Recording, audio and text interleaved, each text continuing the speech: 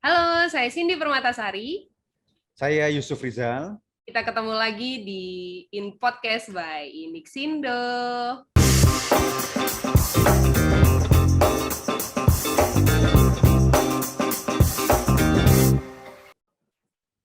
Ya, hari ini kita ketemu lagi dengan pembahasan yang baru, tentunya dengan format yang sedikit berbeda hari ini ya, podcastnya ya, karena memang kita masih musim PPKM, tapi kita mau apa ya? PPKM ini efektif supaya kita belajar terus-menerus tentang hal yang baru. Nah, hari ini kita mau bahas tentang PHP dan MySQL. Tapi PHP-nya di sini bukan pemberi harapan palsu tentunya. Kita mau beri harapan yang clear di sini. Karena kita sudah ditemani hari ini dengan instruktur kita yang nggak kalah kece dari yang kemarin-kemarin, yaitu Mas Yusuf Rizal. Halo Mas Rizal. Halo, Sehat-sehat, selamat Mas. siang. Alhamdulillah sehat. Di Surabaya ini berarti ya, Mas ya? Iya, posisi lagi di Surabaya. Surabaya, oke. Nah, kita lagi belajar dengan instruktur kita yang nanjau di sana. Hari ini kita mau membahas PHP, Mas, gitu. Tapi PHP-nya yang tadi ya, Mas, bukan pemberi harapan palsu nih. Mas Rizal jangan coba-coba kasih Oh, harapan enggak. palsu nih ke teman-teman Kalau kita. saya pemberi harapan nyata. Pemberi harapan nyata. Nah, kita mau bahas dulu sekarang. Mas, sekarang nih eh, pembisnis banyak banget dari kemarin kita bahas ya, mulai dari kita mencoba memberi solusi dari cloud computing, terus kita bahas CMS, salah satunya WordPress itu. Nah, sekarang kita mau bahas dari segi kalau bisa dibilang dapurnya gitu ya. Kalau CMS kan ruang tamunya gitu ya. Ya. Kemarin ya kita ngobrol sama Mas Denny. Nah, soal PHP ini sekarang, Mas. Nah, sebelum kita masuk dulu, mungkin kita sedikit perlu bahas itu ya. Banyak sekarang pembisnis yang mulai membuat medianya sendiri untuk mengembangkan bisnisnya, karena memang semuanya pindah ke online, marketingnya pindah ke online, penjualannya pindah ke online. Nah, ini aplikasi-aplikasinya ini seperti apa sih, Mas, gitu, karakteristiknya gitu.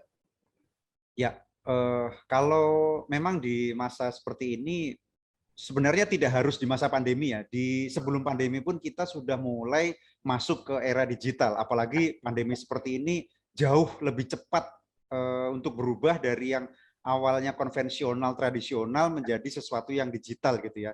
Nah, kemudian banyak orang yang mulai menjadi pebisnis. Nah, ini sangat bagus sekali memang. Cuman masalahnya adalah menjadi pebisnis itu tidak semudah membalikan tangan, tiba-tiba saya berjualan, kemudian pasti laku, belum tentu seperti itu. Nah, Ya. kemudian tantangannya lagi adalah bagaimana kita kan mempromosikan, misalkan kalau saya berdagang atau berjualan, mempromosikan produk atau jualan saya di media online tentu saja. Banyak sekali media online seperti di sosial media terutama, apakah itu Instagram, Facebook, TikTok bahkan itu juga digunakan untuk media promosi. Nah, tetapi sosial media itu memang jangkauannya sangat luas dan dinamika atau dinamisnya itu sangat cepat. Nah, ada beberapa kebutuhan-kebutuhan yang sebenarnya tidak bisa berubah dengan cepat. Ada beberapa kebutuhan yang perubahannya memang butuh waktu. Nah, contohnya apa? Misalkan saya punya instansi atau perusahaan yang ingin menampilkan katalog produk. Nah, katalog produk ini kan ya produk saya tentu saja tidak mungkin setiap hari berubah. Produk saya mungkin akan berubah, belum tentu setiap bulannya atau setiap 3 bulan berubah gitu ya. Nah, maka saya bisa menampilkan katalog produk itu dalam bentuk website. Yang website itu tentu saja punya keunggulan dibandingkan sosial media. Ya, sosial media dinamikanya terlalu cepat, sedangkan website itu dinamikanya tidak terlalu cepat, tetapi dia memiliki lifetime yang lebih panjang. Ya, lifetime itu artinya website saya ini bisa bertahan dengan durasi yang jauh lebih lama daripada sosial media. Nah, atau misalkan yang sederhana saja, misalkan membuat company profile. Nah, saya punya perusahaan yang di mana profil perusahaan saya ini supaya dikenal oleh masyarakat luas, oleh orang-orang atau kolega saya, maka saya buatkan dalam bentuk website. Nah, sangat mudah sekali sebenarnya untuk membuat website saat ini. ya seperti pembahasan minggu lalu yang menggunakan CMS seperti WordPress gitu ya. Tapi kalau WordPress itu kan so simple, di mana kita tidak bisa mengutak-atik. Nah, ya kan Nah, kita iya, terbatas. itu juga. Itu Nah, betul kan? kendalanya juga ya, Mas. Ya, Kita seperti kalau kita berjualan di konvensional gitu ya. Kita nawarin ini sis gitu barang kita, ya. terus kita tawar menawar. Nah, ini memindahkan ini dalam bentuk suatu platform yang kompleks gitu kan agak PR nih buat teman-teman semua nih, Mas. Nah, itu dia. Hmm. Makanya, jadi sesuatu hal yang terbatas itu Ya, biasanya mudah tapi terbatas. Gitu ya. ya. Sesuatu yang mudah tapi dia biasanya terbatas. Nah, bagaimana sekarang kalau batasan itu kita enhance, kita tingkatkan. Saya ingin batasan itu ya bukan berarti ditabrak gitu ya. Batasan itu memang harus ada tapi saya ingin meningkatkan. Nah, meningkatkan supaya areanya bisa lebih luas, areanya bisa cakupannya menjadi lebih luas. Nah, sekarang salah satunya bagaimana? Kalau misalkan di CMS, di mana CMS itu kan hanya mengatur kontennya saja, bagaimana yang meletakkan kontennya bisa didisplaykan kontennya. Sedangkan kalau saya butuh ada pemrosesan data atau pemrosesan informasi, bisa tidak CMS melakukannya? Tentu tidak bisa. Nah, sekarang bagaimana supaya kalau saya menginginkan ada pemrosesan data di situ. Pemrosesan data misalkan bagaimana?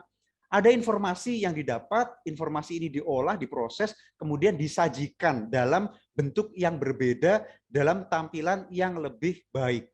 Nah, itu salah satunya kenapa kita mesti belajar aplikasi website gitu ya, dengan salah satunya bahasa pemrograman yang sangat populer dan semua orang pasti tahu dan semua orang pasti bisa, yaitu PHP, seperti itu.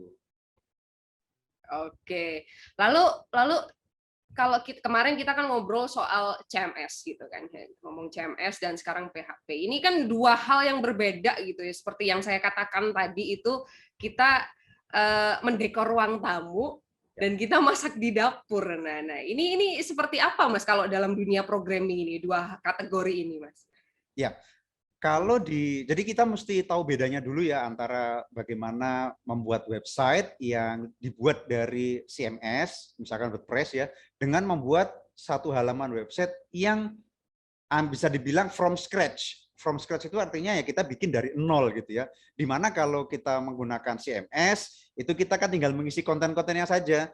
Ya, kita misalkan kalau ruang tamu tadi dekorasinya bagaimana? Oh, ini saya mau taruh sofa warnanya merah, di situ ada vas bunga warnanya putih, di situ ada bunga warna hijau dan sebagainya. Nah, itu adalah CMS, di mana kita tinggal meletak-letakkan saja, kan cukup mudah ya, sangat mudah. Nah, sekarang tapi itu adalah suatu batasan. Bagaimana kalau saya ingin meningkatkan batasan tadi ya? Nah, tadi Cindy bilang kita coba lihat dari sisi PHP itu ada di dapurnya. Bagaimana cara kita memasak nantilah. Bolehlah kita bilang seperti itu ya. Nah, PHP itu kita ingin membuat aplikasi website from scratch.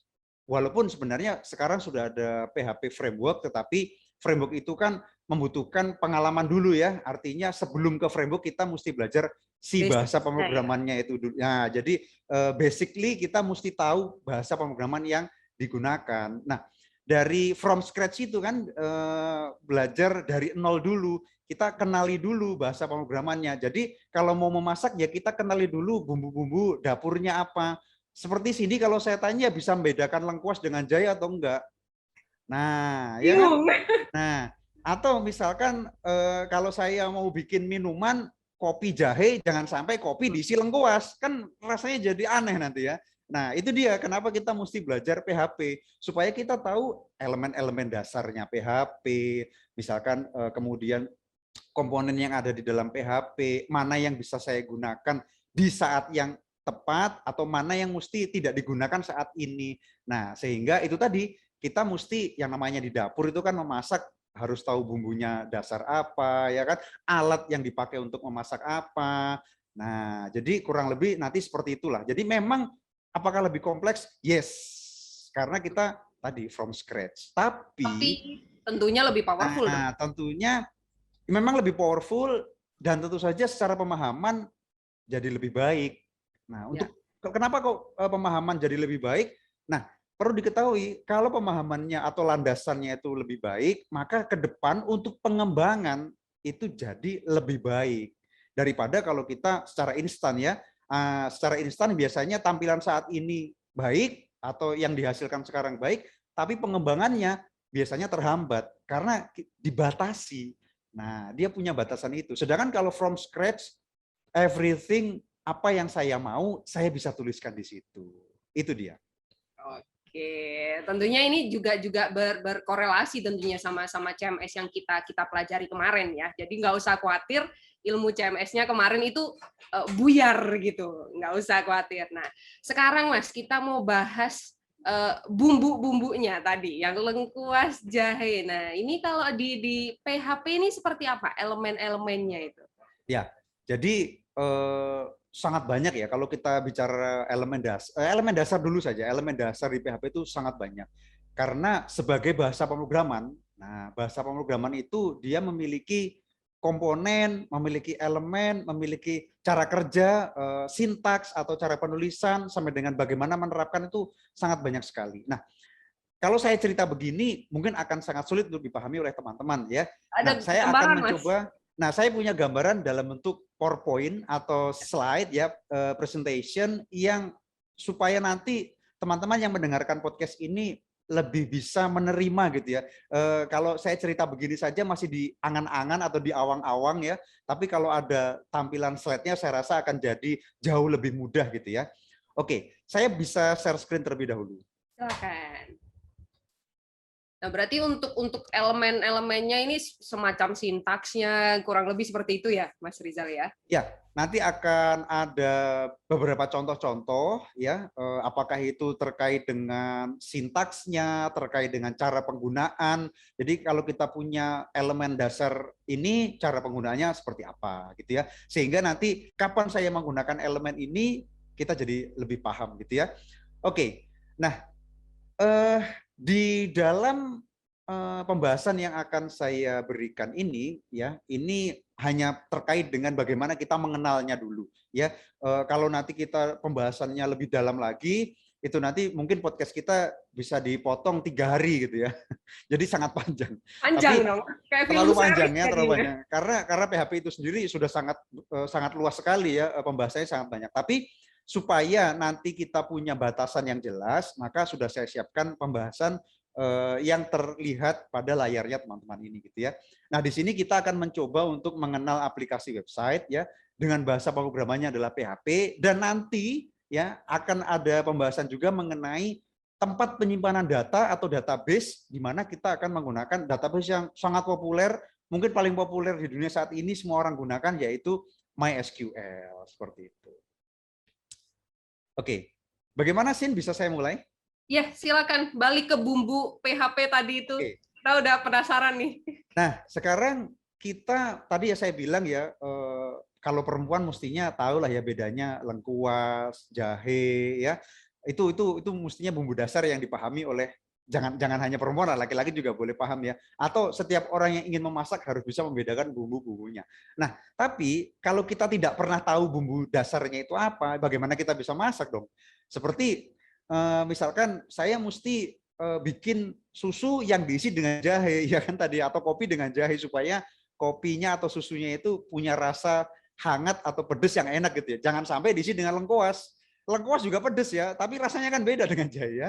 Nah, oleh maka dari itu komponen PHP atau elemen PHP apa yang mesti kita pelajari. Oke ya, saya akan mulai pembahasannya sekarang. Oh ya, terlebih dahulu tadi sudah dikenalkan oleh Cindy, tapi saya mau memperkenalkan diri lagi supaya lebih clear. Nama saya adalah Yusuf Rizal. Sekarang saya posisi sedang ada di Surabaya karena memang domisilinya di Surabaya. Di Inixindo saya sebagai instruktur yang fokus dalam bahasa pemrograman, apakah itu website ataupun mobile. Khususnya yang berbasis framework sekarang sedang gencar-gencarnya kita membuat aplikasi-aplikasi yang dibuat dari framework begitu ya. Tapi aplikasi dasar seperti dari PHP itu tentu saja masih menjadi minat atau menjadi favorit dari beberapa peserta-peserta training di Inixindo gitu ya. Lalu teman-teman juga bisa mengakses WordPress saya. Ini juga CMS, saya juga memanfaatkan CMS. Jangan salah, WordPress itu juga dikembangkan dari PHP. Nah, jadi kalau kita mau mengcustom WordPress kita, bahasa pemrograman yang dipakai adalah PHP juga. Jadi tidak salah kalau kita belajar PHP gitu ya. Lalu beberapa source code yang sudah pernah saya buat bisa diakses di account GitHub saya, silakan dicari saja. Username saya adalah Yusuf Rizal H. Nanti di situ akan ketemu semua source code yang pernah saya buat. Baik itu aplikasi website ataupun aplikasi berbasis mobile ya. Lalu sekarang zamannya sosial media, silakan dicari di semua sosial media saya @yusufrizalh begitu ya. Oke. Jadi nanti kalau ke depan teman-teman ada pertanyaan boleh nimbrungin di sosmed Mas Rizal nih ya, benar Oh ya? silakan, saya open discuss, terutama untuk aplikasi-aplikasi yang memang berbasis framework, terutama ya sekarang saya sangat suka sekali ya aplikasi berbasis framework. Kenapa? Ya karena biar cepat saja ya, mudah dan cepat. Nah, dan dia juga cukup powerful sekarang. Nanti silakan bisa akses ke atau DM ya atau kirim email ke tempat saya silakan. Oke, sekarang di pendahuluan ini nanti beberapa slide ini sudah saya bagi menjadi beberapa sesi ya. Ini sesi yang pertama yang paling mudah dulu di bagian pendahuluan. Kita mesti tahu dulu apakah itu yang disebut dengan aplikasi web. Ya, tadi di awal kita sudah bicara sedikit ya. Mungkin saya perusahaan yang ingin mengenalkan company saya ke user yang lebih luas, misalkan membuat company profile, atau saya ingin membuat katalog produk yang saya jual gitu ya, semuanya itu bisa dialih bentuk. Nah, alih bentuk itu bagaimana? Kalau dulu kita punya misalkan jualan baju ada butiknya, ya orang harus datang ke butik, atau saya punya gerai makanan, stand makanan, ya orang harus datang ke stand. Sekarang tidak harus seperti itu, kita bisa menawarkan produk-produk kita, ya apapun jenis produknya itu melalui aplikasi website. Nah, sekarang kita lihat dulu apakah aplikasi website itu ya. Nah, secara harfiah ya, terminologi harfiah itu artinya secara pengertian letterlek begitu ya. Aplikasi web itu program yang memanfaatkan web browser. Jadi alatnya itu web browser. Kita harus punya dulu web browser. Apakah itu mau diakses lewat handphone, smartphone ya, ataupun lewat desktop kita, laptop ataupun komputer. Harus ada web browsernya ya, karena aplikasi web itu tidak bisa dibuka kalau tidak menggunakan web browser. Nah, ya kan? Itu adalah alat yang harus ada. Lalu memanfaatkan teknologi web. Teknologi web itu apa? Nanti akan ada contohnya ya. Dan satu lagi, dia akan melakukan berbagai macam tugas melalui media internet. Kalau tidak ada internet, ya tidak bisalah aplikasi web itu dijalankan. Ya, jangankan aplikasi website, aplikasi-aplikasi sekarang semuanya serba menggunakan internet. Kita Zoom pakai internet, kita kirim email pakai internet, ya kan? Kita ingin buka aplikasi website juga menggunakan internet. Nah, sekarang contoh nih, ya, web browser itu apa saja? Di sini web browser yang cukup sering kita gunakan, bahkan memang selalu pasti kita gunakan ya, seperti Google Chrome, Mozilla Firefox, ya, Opera, Safari, dan lain sebagainya. Itu kalau Microsoft Explorer ya, atau Windows Explorer yang lama-lama itu, atau sekarang Microsoft Edge, saya rasa juga mulai ditinggalkan ya. Orang lebih suka menggunakan Google Chrome karena fiturnya yang lebih powerful dibandingkan dengan yang lainnya gitu ya. Lalu apalagi teknologi web. Nah, ini dia teknologi web. Ini yang mesti nanti kita pelajari secara mendalam. Harus kita pelajari secara mendalam. Perhatikan. Teknologi web secara dasar dibagi menjadi dua bagian. Bagian front end dan bagian back end. Ada bagian di depan, ada bagian di belakang. Ditambah dengan database, yaitu MySQL sebagai contoh. Ya, sedangkan database itu kan macam-macam, ada yang Oracle, Postgre, SQL Server ya, dan salah satunya MySQL ini sendiri. Nah, itu dia ya. Jadi web browser dan teknologi web mereka akan kolaborasi, akan melakukan tugas-tugas tertentu, di mana tugas-tugas itu harus dilakukan melalui media internet.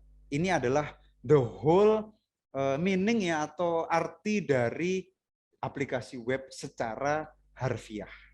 Nah, secara harfiah itu artinya secara pengertian dasar gitu ya. Nanti kita breakdown satu persatu ya, tentang teknologi web itu sendiri apa, di dalamnya ada apa masing-masing, kita akan bahas lebih dalam. Oke? Nah, kemudian ini dia teknologi web. Kita mulai masuk ke ke terminologi yang lebih skopnya lebih sempit ya di teknologi web. Tadi saya katakan teknologi web itu secara umum ini ada dua, yaitu front end dan back end, bagian depan dan bagian belakang. Ya, kalau kita bicara front end dan back end, ini sebenarnya adalah dua hal yang berbeda. Kalau dua hal yang berbeda, orangnya pun secara ideal harusnya berbeda. Secara ideal.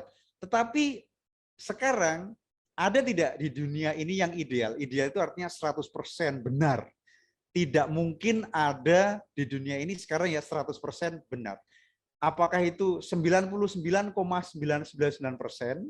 Berarti kan ada 0,00001% yang tidak benar, ya, sehingga sekarang sangat banyak sekali yang menggabungkan front end dan back end ini menjadi satu tugas. Dia menjadi satu tugas yang sama. Harusnya dia dipisah menjadi dua tugas yang berbeda. Nah, maka dikenal dengan istilah seperti full stack development, ya, di mana full stack development ini artinya menggabungkan antara front end dan back end menjadi satu tugas yang sama, dikerjakan oleh orang yang sama. Nah, tapi kalau kita kembali lagi kepada idealnya, harusnya ini dikerjakan oleh orang yang berbeda. Nah, apa saja isi ya atau tugas-tugas dari front end dan back end? Coba kita lihat sekarang di sini. Yang pertama front end terlebih dahulu. Nah, front end itu sebenarnya sangat mudah, yaitu apa tugasnya atau fungsinya front end? Front end itu bertugas atau berfungsi untuk menyajikan informasi, menampilkan informasi. Nah, untuk menampilkan informasi, teknologi atau ilmu pengetahuan yang biasanya digunakan adalah mengenai HTML, CSS, dan JS. Apakah hanya tiga ini? Sebenarnya tidak. Ada beberapa library tambahan yang bisa kita gunakan. Tetapi secara core atau inti ya dari front end itu cukup tiga ini saja. Kita pahami HTML, CSS, dan JS. Ketika tiga ini menjadi satu kesatuan yang sudah utuh, maka how to display atau bagaimana cara kita menyajikan informasi itu nanti akan menjadi satu hasil yang sudah baik. Nah, itu isi dari si front end. Ya, kemudian sekarang kita lihat di bagian back end. Back end itu isinya apa saja? Nah, sebenarnya back end isinya sangat banyak. Ya, saking banyaknya terkadang kita juga bingung mau menggunakan yang mana. Misalkan dari sisi bahasa pemrograman. Selain PHP, ada macam-macam yang lain yang bisa kita gunakan pada sisi back end. Ada JSP, itu punyanya Java. Ya, ada ASP, itu milik .NET. Ya, ada Ruby, ya, ada Python yang sekarang lagi booming juga. Tapi kita pilih yang mana? Nah, kalau pada pembahasan kali ini kita akan memilih bahasa pemrograman PHP, ya, bahasa pemrograman PHP. Lalu tidak lupa di sisi back end itu juga ada database. Di sini kita menggunakan database MySQL. Nah, itu isi dari front end dan back end secara umum saja, ya, secara umum saja. Nanti kalau kita bicara lebih spesifik, isinya sangat banyak. Tentunya tadi yang front end itu yang kita maksud bisa memanfaatkan CMS itu tadi, salah satunya WordPress yang kita bahas kemarin itu ya Mas ya. Betul sekali. Jadi CMS itu merupakan bagian dari front end-nya gitu ya. Kita di CMS tidak mengetahui bagaimana pengolahan datanya, bagaimana cara kerja ketika seorang editor menuliskan konten artikelnya sampai dengan dia bisa ditampilkan, si editor itu tidak tahu caranya. Dia tahunya hanya menuliskan konten atau artikel, tapi dia tidak tahu how to create prosesnya ya supaya artikel itu bisa tayang pada WordPress. Nah, maka CMS masuk pada bagian front end. Betul sekali di bagian front. Itu ya. Oke, kita lanjut di bagian. Kita lanjutkan. Sekarang nih masuk pada pembahasan bumbu dapurnya tadi. Kita bedah satu persatu ya di pembahasan satu ini ya mengenai elemen-elemen dasar di PHP. Elemen dasar PHP itu jumlahnya tidak karu-karuan banyaknya. Ya, tentu saja nanti di sini akan saya batasi yang menjadi elemen dasar best practice, artinya yang paling sering kita gunakan itu saja ya. Jadi sangat terbatas. Baik, Elemen dasar yang pertama tentu saja sintaks. Sintaks itu apa? Sintaks adalah cara penulisannya. Bagaimana kita menuliskan kode PHP pada teks editornya. Nah, PHP itu selalu pasti tidak boleh ditawar, ya. Diawali dengan notasi di situ ya, kurang dari tanda tanya PHP. Selalu diawali dengan tanda atau notasi seperti itu. Kalau tidak ada notasi PHP begitu ya, tidak ada notasi PHP seperti itu, maka itu tidak akan menjadi lembar kerja PHP. Oke, jadi sintaks dasar ini harus ada, tidak boleh ditawar, harus ada, ya. Nah, kemudian dia bisa kita tuliskan instruksi-instruksi di dalamnya atau perintah-perintahnya. Misalkan kalau saya ingin menampilkan suatu teks, ya, saya menggunakan perintah echo.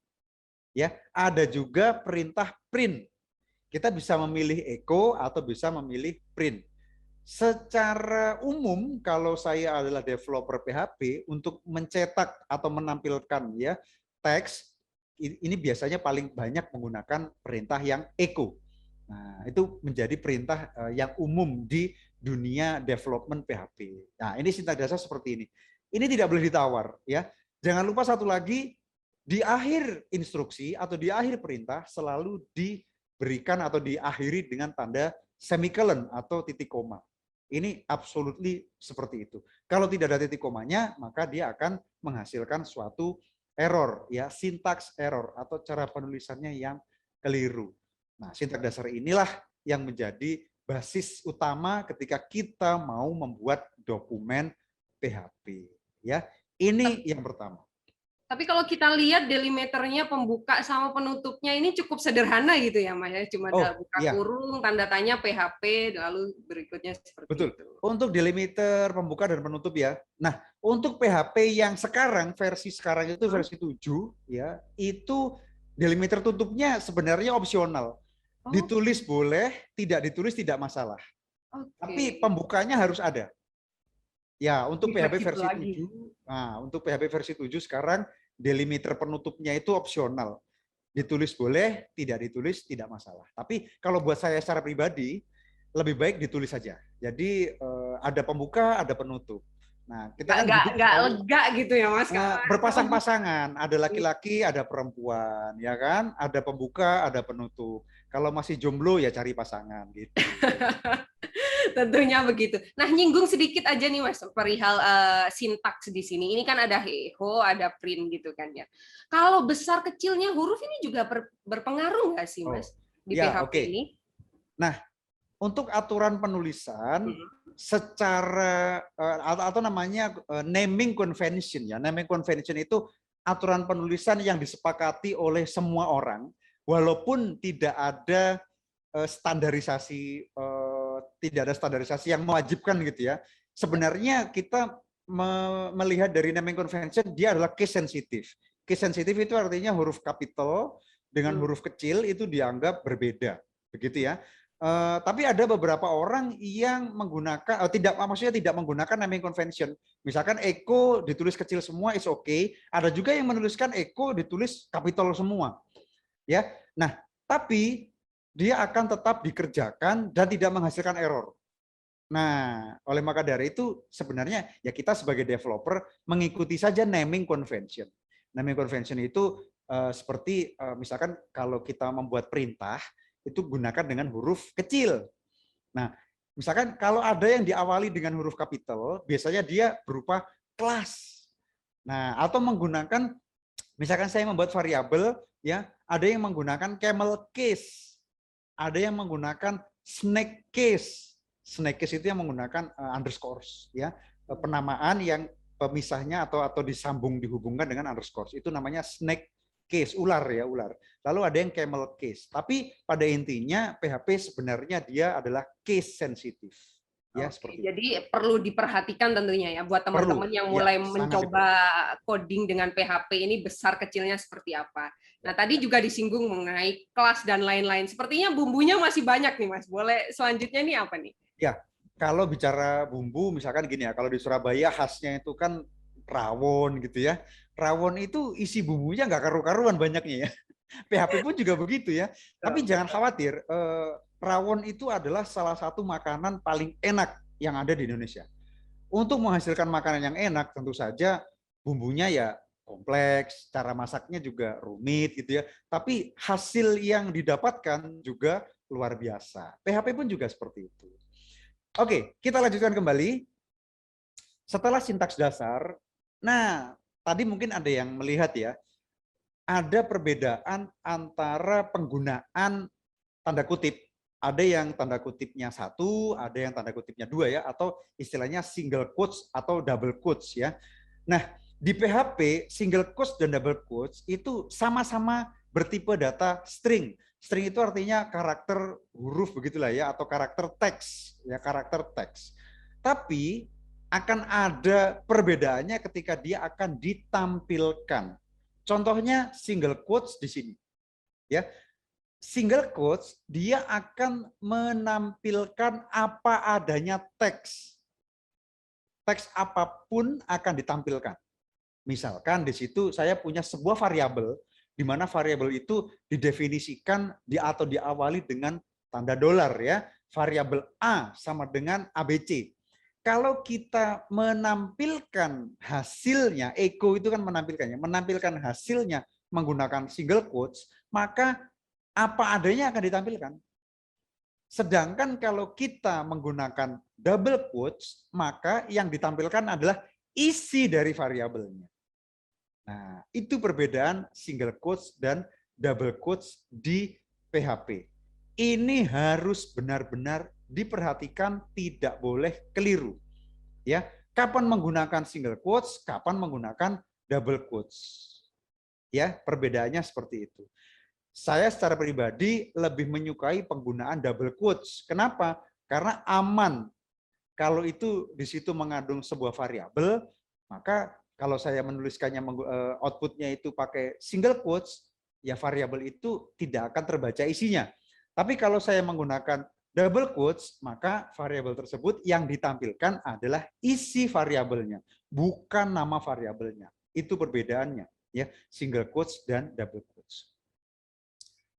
Kemudian, nah ini tadi kan kita bicara variabel, ya, aturan penamaan atau naming convention yang sudah saya singgung sebelumnya. Aturan penamaan ini sangat-sangat penting untuk diperhatikan karena teman-teman ketika mau membuat variabel harus ada aturannya yang dipatuhi. Ya, aturan penamaan yang pertama PHP adalah case sensitive. Huruf kapital, huruf kecil dianggap berbeda. Ya, ketika membuat variabel tidak boleh menggunakan spasi. Misalkan nama lengkap, nama spasi lengkap itu tidak boleh.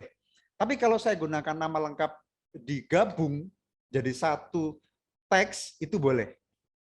Ya, atau menggunakan underscores, nama underscores lengkap. Nah, itu juga boleh.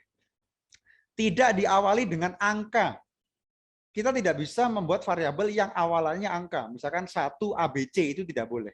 Tapi penggabungan angka itu boleh setelah huruf. Misalkan ABC 1, itu bisa. Nah, yang tidak kalah penting, jangan atau tidak boleh menggunakan reserve keywords. Misalkan apa reserve keyword? Kita tidak bisa menggunakan variabel class, ya, atau variabel objek, ya, atau variabel final. Nah, final itu bukan variabel, final itu merupakan kata kunci yang ada di dalam PHP. Kita tidak bisa menggunakan kata-kata kunci yang sudah ada di dalam PHP menjadi nama variabel. Pikirkan nama variabel yang berbeda. Membuat nama variabel itu harus definitif. Ya, artinya dia menggambarkan sesuatu hal yang jelas. Contohnya tadi ya, nama lengkap ya. Jangan ketika kita mau menuliskan nama lengkap tapi nama variabelnya misalkan variabel A. Apa itu A? Kan kurang jelas ya.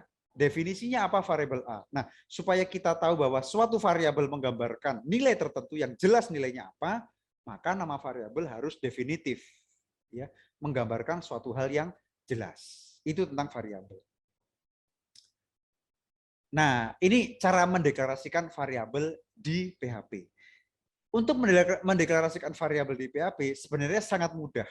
kita tinggal mengawalinya dengan huruf atau simbol ya dolar, lalu dengan nama variabelnya apa.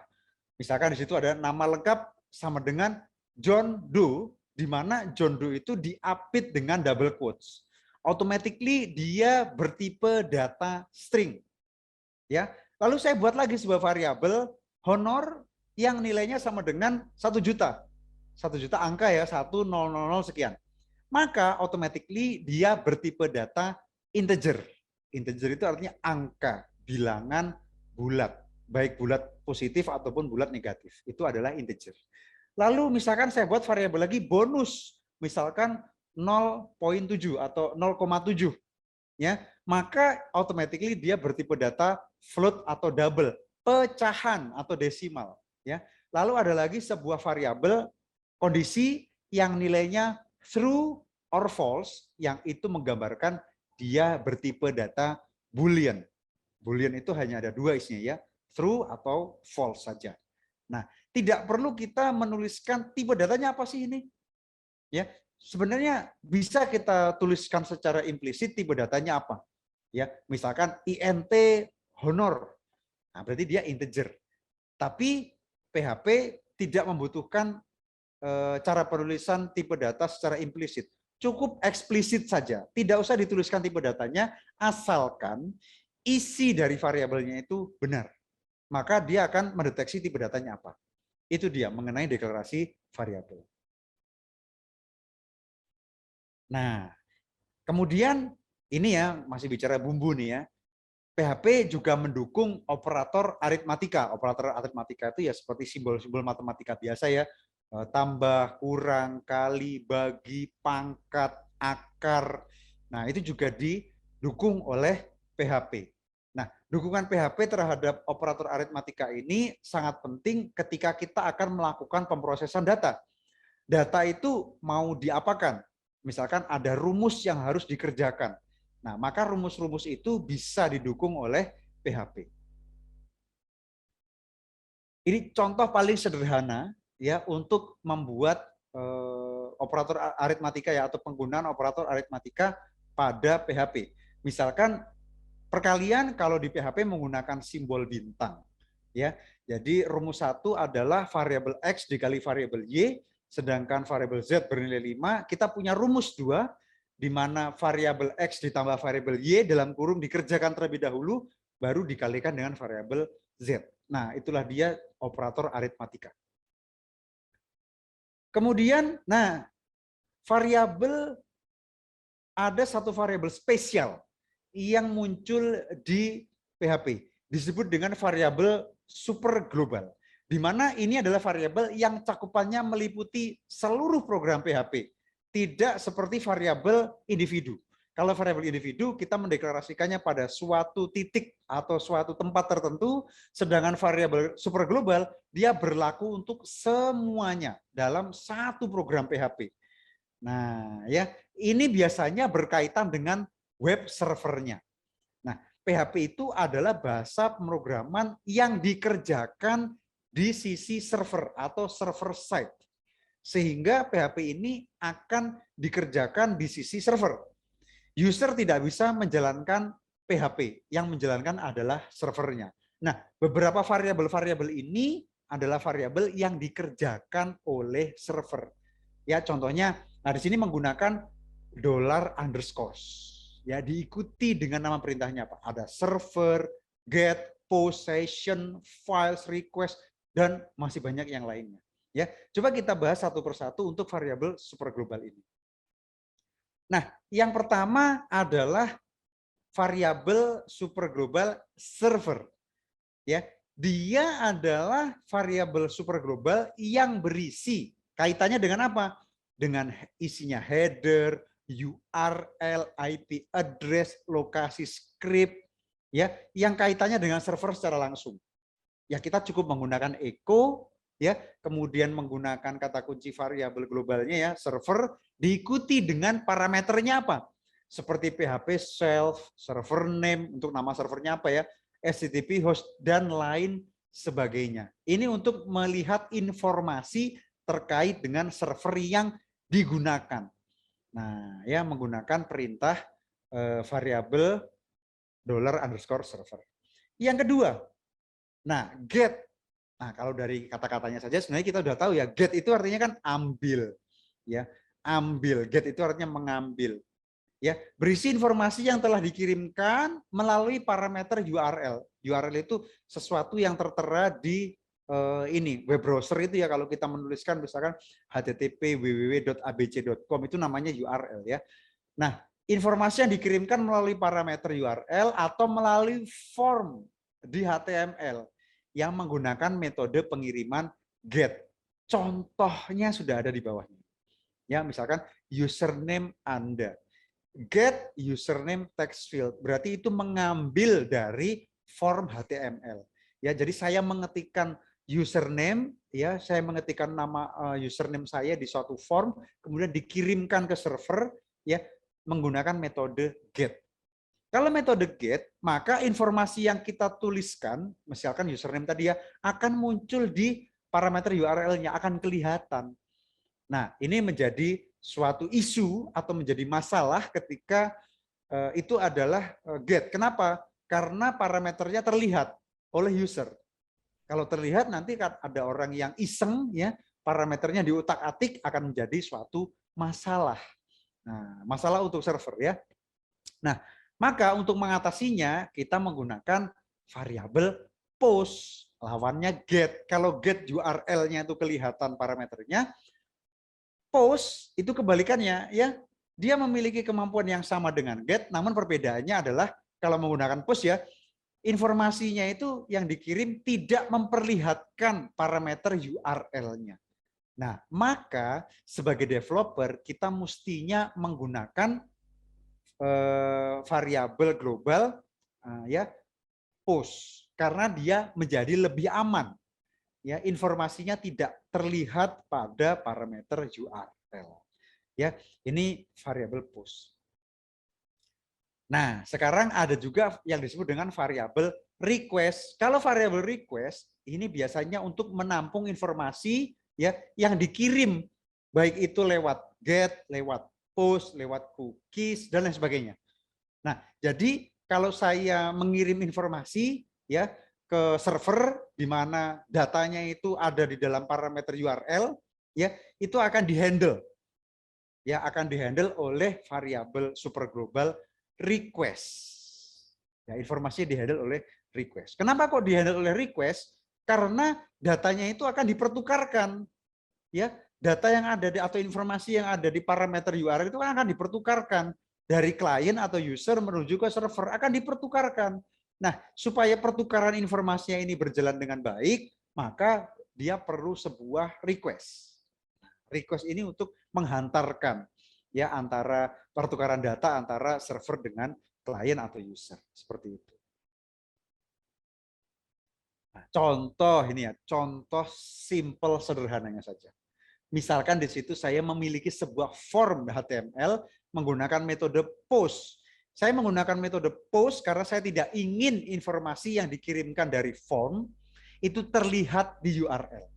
Ya, nah saya akan mendeteksi, ya kan, mendeteksi servernya di mana atau servernya apa, menggunakan echo $_server PHP self, di mana PHP self artinya server saya adalah diri saya sendiri, PHP self, diri saya sendiri. Nah, informasi yang saya mau kirim adalah username, ya, username input type di situ ya, username. Nah, username ini akan saya kirim ke server di mana servernya adalah saya sendiri. Nah, supaya server mendeteksi informasi yang mau dikirim itu apa, maka kita perlu melakukan pengecekan di situ. If server request method sama dengan post, nah maka dia akan mendeteksi, oh ternyata ya servernya itu akan menangkap atau mengambil request method, ya metodenya di atas itu kan post ya, formnya ya. Nah, dia akan mendeteksi, servernya akan mendeteksi request method adalah post, maka username-nya itu ditampilkan kalau memang ada isinya. Kalau kosong, ya berikan suatu pemberitahuan username is empty. Nah, kalau ada isinya, ya tampilkan username-nya apa yang dituliskan.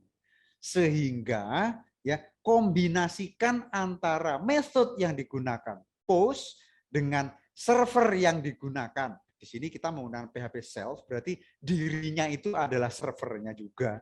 Ya, jadi si halaman HTML ini sekaligus menjadi server PHP atau web server PHP-nya. Nah, di bawah dideteksi, oh kalau request metodenya post, maka username-nya diisi atau ditampilkan. Kalau kosong, ya udah tuliskan username is empty. Nah, inilah pemrosesan data yang sangat sederhana. So simple dari sebuah aplikasi PHP yang memang masih sederhana. Nah, pemrosesan data inilah yang akan kita enhance lebih jauh lagi nantinya. Kurang lebih seperti itu. Semoga teman-teman belum pusing ya, karena ini teman-teman nanti bisa dicoba ulang gitu ya, di replay gitu untuk sesi ini dengan Mas Rizal. Nah, Mas, kita kalau ngobrol soal data nih ya, sebenarnya sempat disinggung, dicontohkan di sini gitu. Ada banyak data, misalnya beribu-ribu data.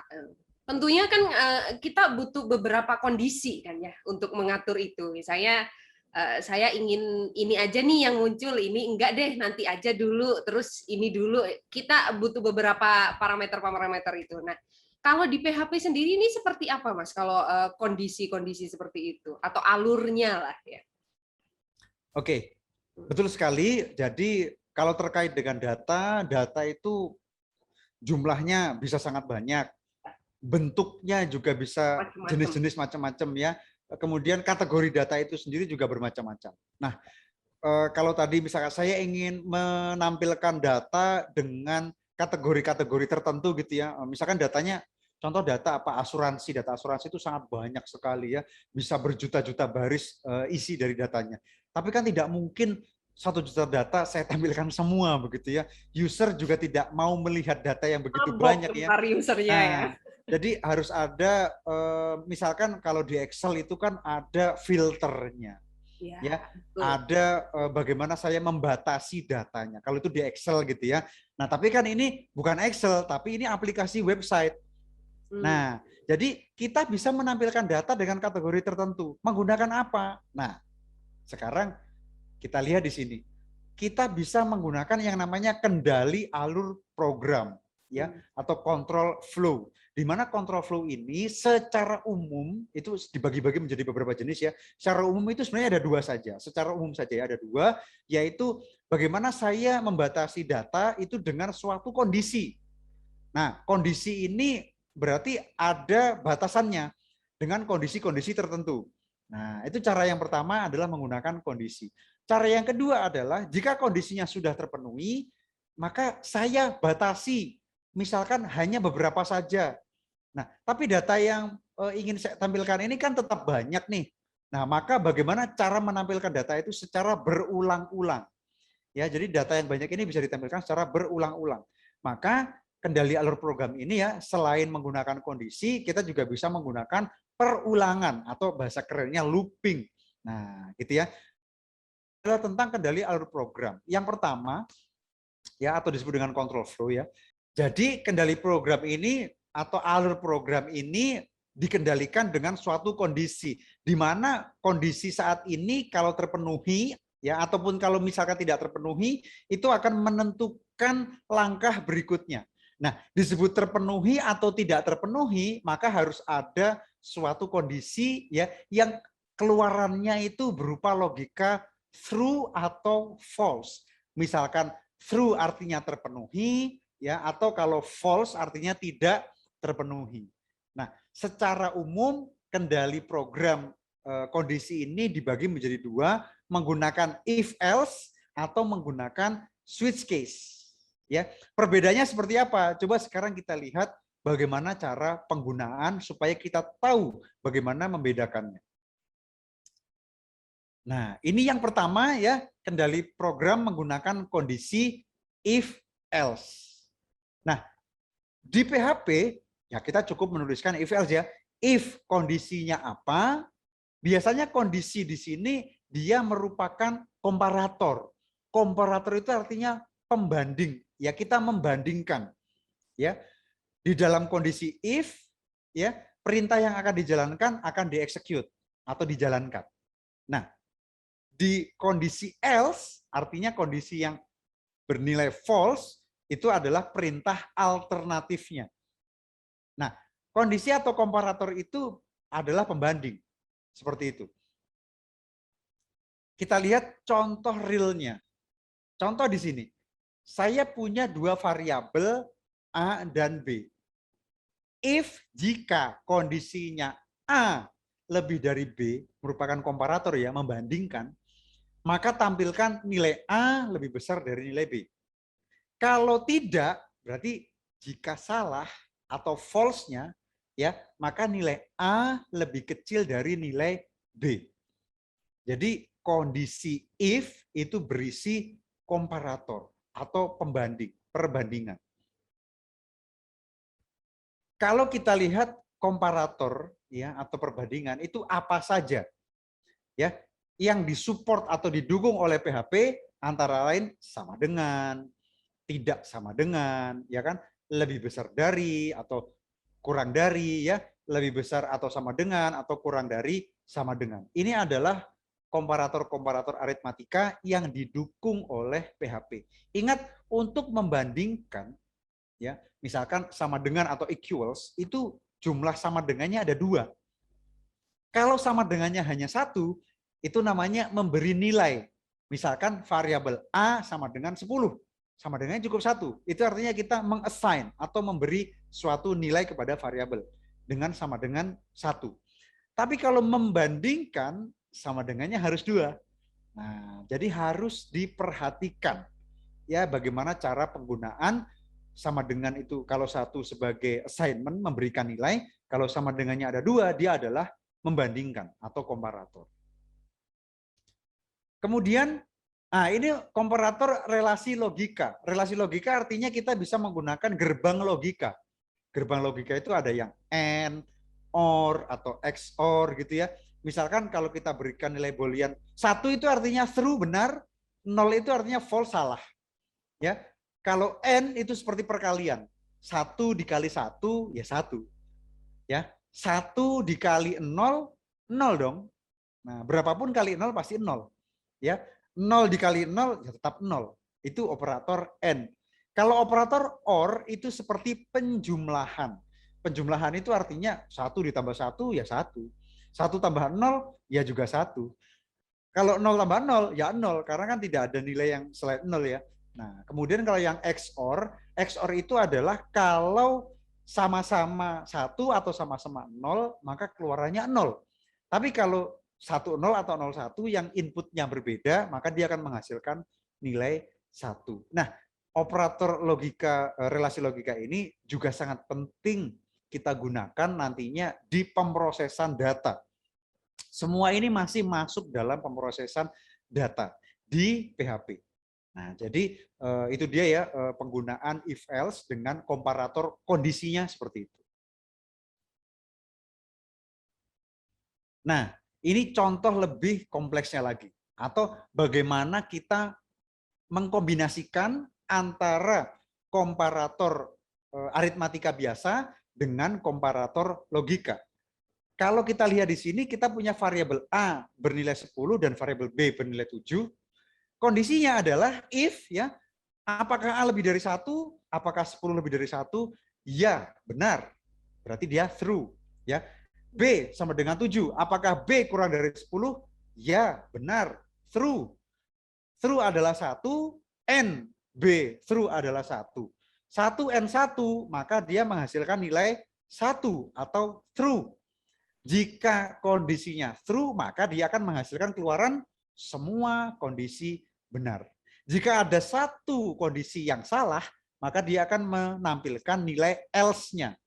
Nah, tapi karena kedua kondisinya itu benar, maka dia akan menampilkan semua kondisi benar. Nah, ini masih juga pemrosesan data. Jadi kalau tadi seperti Cindy bilang ya, kalau saya ingin menampilkan data yang nilainya lebih dari ini dan kurang dari ini misalkan, nah maka kita menggunakan komparator if else. Kondisinya ya komparator. Misalkan saat A kurang lebih dari 1 ataupun B kurang dari 10, itulah dia. Membatasi datanya di situ. Kurang lebih begitu. Oke. Nah, ini kan kita ada 1-2 kondisi gitu ya, Mas ya, yang dicontohkan sekarang ini. Nah, gimana kalau kondisinya ada banyak gitu, biar sekalian gitu maksudnya. Misal gitu,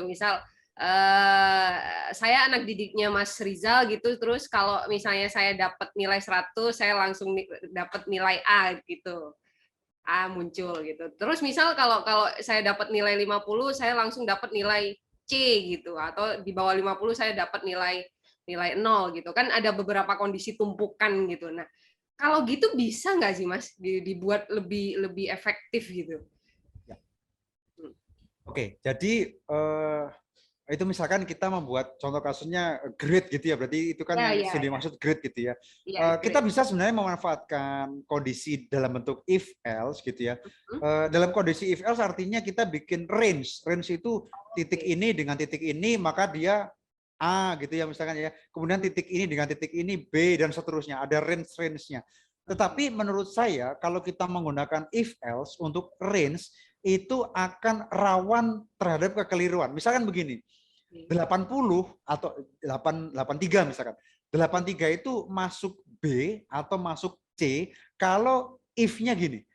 If lebih dari 60 atau kurang dari 80. Nah, kemudian kalau saya bikin lagi if lebih dari 70 kurang dari 90. Kira-kira itu masuk yang mana?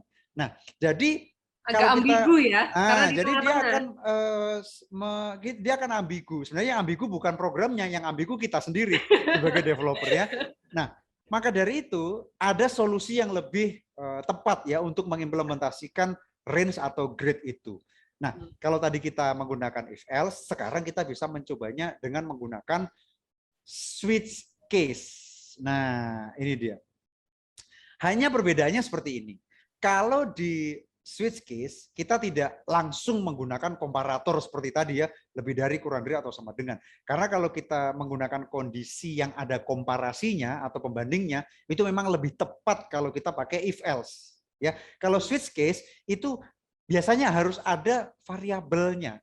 Variabel ini sebagai acuan atau yang mau diuji. Contoh tadi Cindy nilainya berapa? Misalkan nilainya 83. Maka 83 itu adalah acuannya. Nah, apakah 83 ini masuk grade A atau grade B atau grade C dan seterusnya. Nah, jadi ada variabel yang menjadi acuan, yang dites. Nah, contoh atau struktur cara penulisannya seperti ini ya. Switch itu nama variabel berarti yang sebagai acuannya apa? Case, kalau case di bahasa Indonesia kan kasusnya. Nah, kasus pertama, kasus kedua, kasus ketiga. Perbedaannya dengan if else apa? Kalau di if else, dia akan menjalankan itu satu persatu dari atas. If, kalau salah berarti dia akan ke else. Kalau ada kondisi yang lain berarti dia if else lagi ya, ada kondisi yang lain lagi if else lagi. Jadi dia satu persatu dijalankan. Kalau switch case di PHP, ketika variabelnya dites, dia akan langsung mencari case yang sesuai dengan variabelnya. Ya, jadi dia akan langsung mencari case-nya, tidak menguji case satu persatu. Maka dari itu switch case akan menjadi lebih cepat ketika pemrosesan data. Ya, contohnya.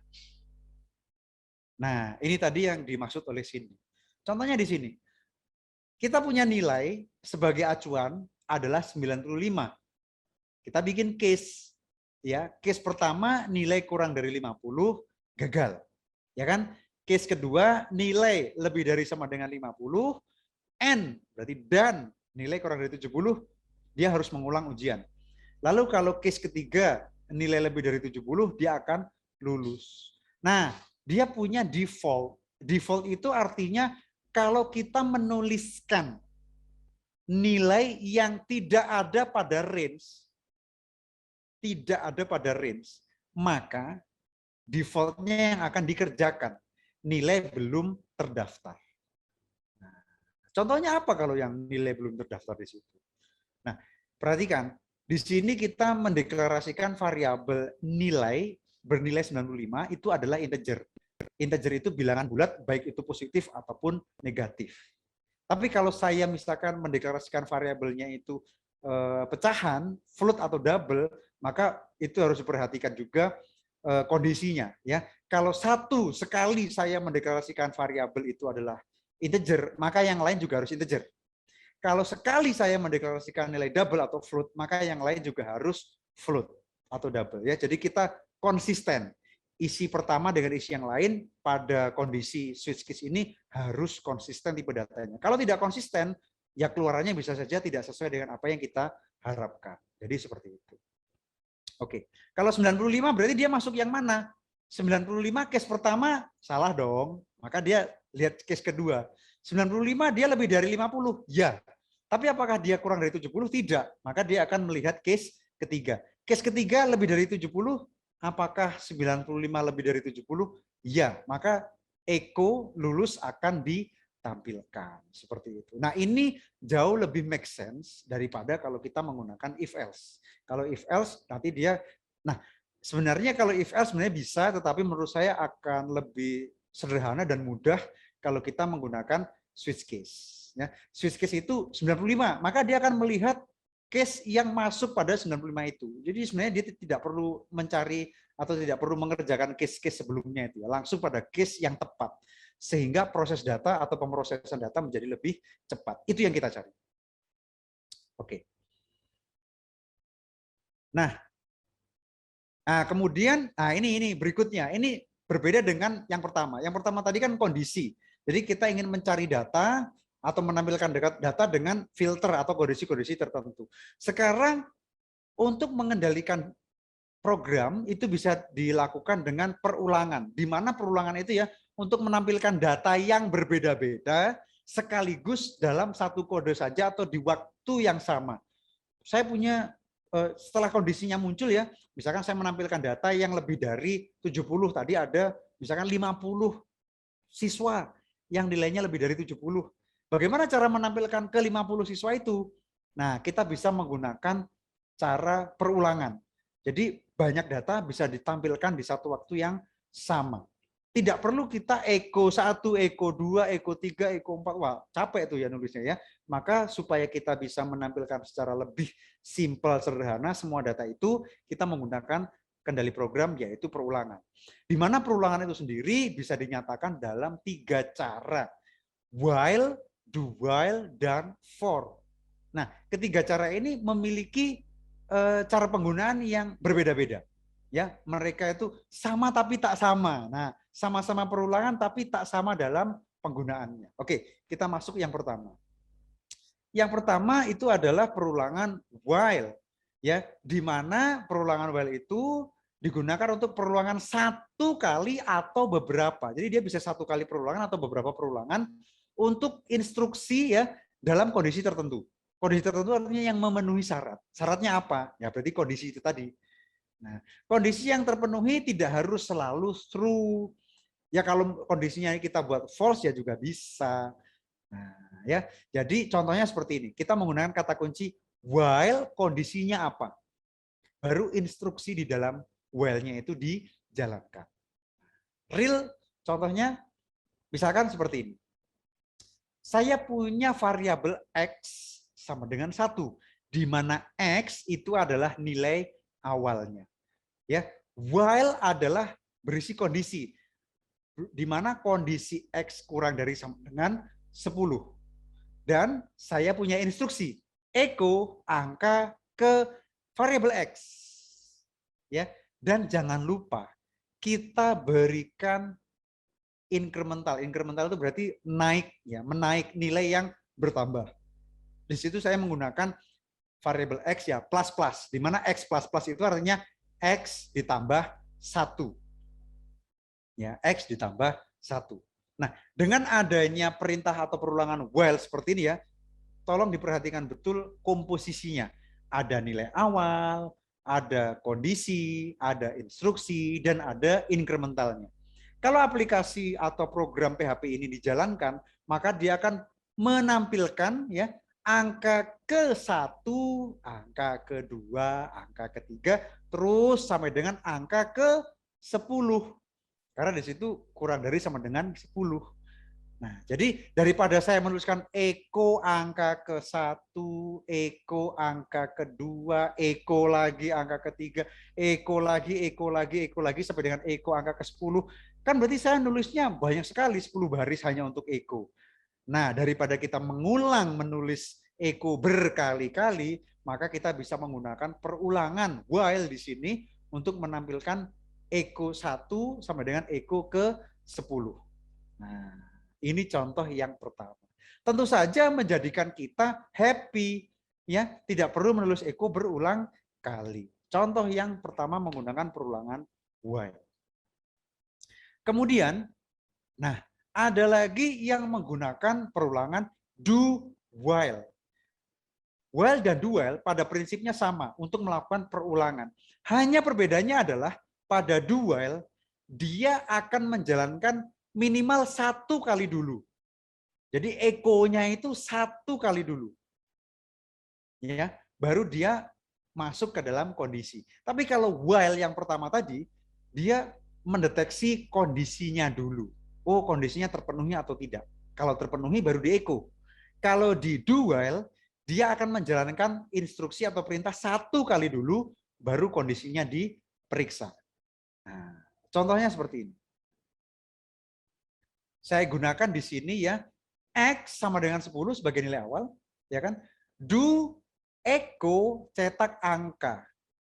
Nah, instruksinya itu ya. Lalu saya menggunakan, tadi ada incremental, ini ada decremental. Decrement artinya menurun. Kalau increment tadi menaik, decrement ini menurun. Ya, lalu while itu adalah kondisinya, di mana X kurang dari 5.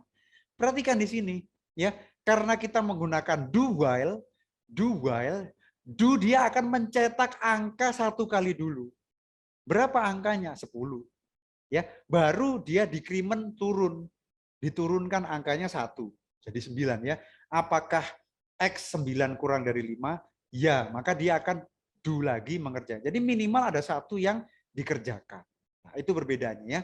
Nah, hati-hati dalam penggunaan do while, karena do while akan mengerjakan minimal 1 kali hasil instruksinya. Itu dia perbedaannya antara while dan do while. Lalu, nah, berikutnya adalah for. Ya, for. Kalau for itu perbedaannya, intinya sama-sama mengulang. Perbedaannya apa? Cara penulisannya berbeda. Ya, kalau di for, dia cukup dalam 1 baris itu saja. Berisi 3 parameter. Ya, for parameter pertama nilai awalnya berapa? Titik koma ya. Parameter kedua adalah kondisinya bagaimana? Titik koma. Parameter ketiga adalah incrementalnya. Nah, cara penulisannya yang seperti itu. Contoh di sini. Perulangan for. Kita punya nilai awal X. Loh, tapi kok di situ for X sama dengan 1? Nah, kalau kita membuat sebuah nilai di luar for, kemudian di dalam for ada nilai yang baru, maka yang dikerjakan adalah nilai yang di dalam for. Saya buat X sama dengan 10, X sama dengan 100 di luar, tapi di dalam for kita menuliskan X sama dengan 1, maka nilai awal yang dikerjakan adalah X sama dengan 1. Kemudian X kurang dari sama dengan 10, dan X plus plus. Baru instruksi echo-nya dibuat.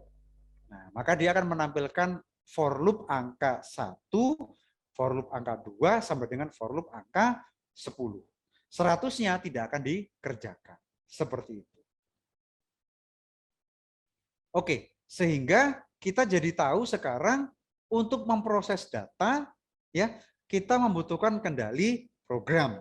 Ya, saya review sedikit. Kendali program secara best practice umumnya ada 2, yaitu menggunakan kondisi, ya. Kondisi kita bisa memanfaatkan if else ataupun switch case, dan yang kedua kita bisa menggunakan perulangan, di mana perulangan dibagi menjadi while, do while, dan for. Masing-masing cara penggunaan perulangan akan menentukan output-nya. Output yang diharapkan seperti apa. Oke, itu dia adalah mengenai alur kendali program. Oke, selanjutnya kita masuk ke pembahasan yang ketiga gitu ya Mas ya. Ini kalau kita ngobrol tadi mengenai kondisi, mengenai looping, terus mengenai penyimpanan nih salah satunya Mas. Tapi kita belum ngomong database sih sebetulnya sih gitu. Ada nggak sih sebetulnya hal yang bisa kita coba sebagai developer ini untuk tahap awal gitu Mas di sini? Oke, jadi gini, bentuk data ya, Hmm, bentuk data, kita bicara bentuk data itu sangat bermacam-macam. Nanti ya. kan untuk disimpan ke database itu nanti bentuknya seperti apa. Tapi sebelum ke database tentu saja kita harus kembali lagi ke awal. Informasi atau data itu bentuknya apa? Kalau Hmm, sangat awal tadi kita bicara variabel. Variabel itu apa? Variabel adalah wadah yang menampung hmm, informasi, hmm, ya, tapi dia hanya bisa menyimpan satu informasi dengan tipe data tertentu. Misalkan tadi variabel A sama dengan 100, yang artinya A ini, nama variabelnya A ini ya menyimpan tipe data integer yang nilainya 100. Udah begitu saja. Ya. hmm. Lalu saya bikin lagi variabel B sama dengan 1 misalkan. Maka variabel B ini nilainya hanya 1.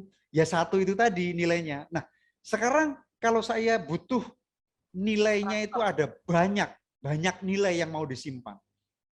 Ya. Maka kalau saya harus dalam membuat data itu dalam bentuk variabel, kalau saya bikin nilainya 100, waduh, Hmm. variabelnya masa mau bikin 100 variabel? Nah, Capek maka dong Mas. effort yang kita keluarkan Ya. cukup besar. Nah, maka untuk menanggulangi atau mengatasi problem itu, kita bisa menggunakan salah satu bentuk data yaitu array. Ya, kalau kita bicara array, array itu adalah sebuah wadah sama seperti variabel, sama-sama wadahnya. Hanya perbedaannya begini, kalau variabel biasa itu hanya bisa menampung satu data, Hmm. ya kan? Kalau array itu bisa menampung banyak data. Tapi Hmm. syaratnya adalah tipe datanya harus sama. Ya, jadi datanya bisa banyak sekali, tapi tipe datanya harus sama. Misalkan sama-sama integer semua, atau sama-sama string semua. Nah, itulah yang disebut dengan array. Gambaran mudahnya seperti ini. Ya, gambaran mudahnya adalah seperti ini. Saya punya, nah ini dia. Ini adalah array. Ya, kalau kita bicara secara teknis ya, technical, dia merupakan kumpulan objek. Ya, dia itu objek gitu ya, yang bisa diakses menggunakan indeks. Jadi setiap nilai itu memiliki indeks. Dimulai dari 0 sampai dengan jumlah totalnya ada berapa elemennya. Nah, variabel array sendiri bisa diisi dengan elemen berupa alfanumerik atau karakter. Tapi ingat, satu alfanumerik semuanya alfanumerik. Satu karakter semua karakter. Nah, ini yang disebut dengan tipe data yang sama, ya. Jadi array itu merupakan wadah punya nama, ya. Dia bisa berisi banyak sekali data, ya, tidak terbatas jumlahnya, tapi dia akan menempati memori-memori tempat penyimpanan tertentu. Kemudian dia tipe datanya harus sama. Kalau dia angka satu angka ya angka semua, kalau karakter string satu ya karakter string semuanya. Nah, itu disebut dengan array. Ya, ini adalah bentuk data yang lumrah atau biasa kita temui dalam pemrograman misalkan PHP. Nah, sekarang untuk membuat data array, nah ini dia. Untuk membuat data array, berarti atau untuk melakukan inisialisasi array, kita bisa menggunakan function yang ini merupakan built-in atau bawaan dari PHP. Namanya adalah function array. Dia ada dalam kurungnya. Dalam kurung itu artinya adalah sebuah fungsi. Ya. Nah, dulu kita mendeklarasikan array satu persatu gitu ya. Misalkan variabel kota, ya, array itu ditandai dengan kurung siku. Kurung siku itu artinya dia adalah array. Ya, 0 itu adalah indeksnya. Sama dengan Jakarta itu adalah value-nya atau nilainya. Ya, kita bisa membuat array kota 0, kota 1, kota 2, kota 3 dan seterusnya. Tapi daripada saya menggunakan array itu inisialisnya satu per satu atau one by one seperti itu, tentu saja akan memakan waktu. Kalau saya butuhnya 100 array kan cukup banyak yang harus kita buat. Maka ya PHP menyederhanakannya dengan menggunakan function array. Contoh di sebelah kanan. Ya, kota sama dengan array. Tinggal dituliskan saja isinya. Jakarta, Surabaya, Yogyakarta, Bandung, Batam, Makassar. Ingat, satu tipe data yang sama. Kalau satu string, semuanya harus string. Itulah caranya mendeklarasikan atau menginisialisasikan sebuah variabel array. Nah, datanya seperti itu. Lalu, nah, bagaimana caranya kita menampilkan atau mencetak elemen array yang sudah kita inisialisasi tadi? Ya, kita menginisialisasi ya array itu indeksnya memang diawali dari 0. Akan tetapi kita boleh memindah indeks pertamanya. Misalkan saya tidak suka 0, saya mau indeks pertama itu diawali dengan 1.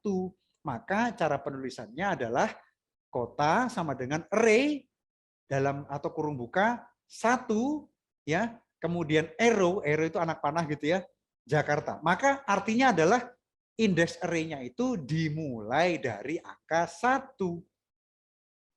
Nah, lalu kita bisa menampilkan data array-nya itu menggunakan perintah atau perulangan, misalkan for di sini. Saya memanfaatkan for. Kenapa pakai for? Ya karena lebih sederhana.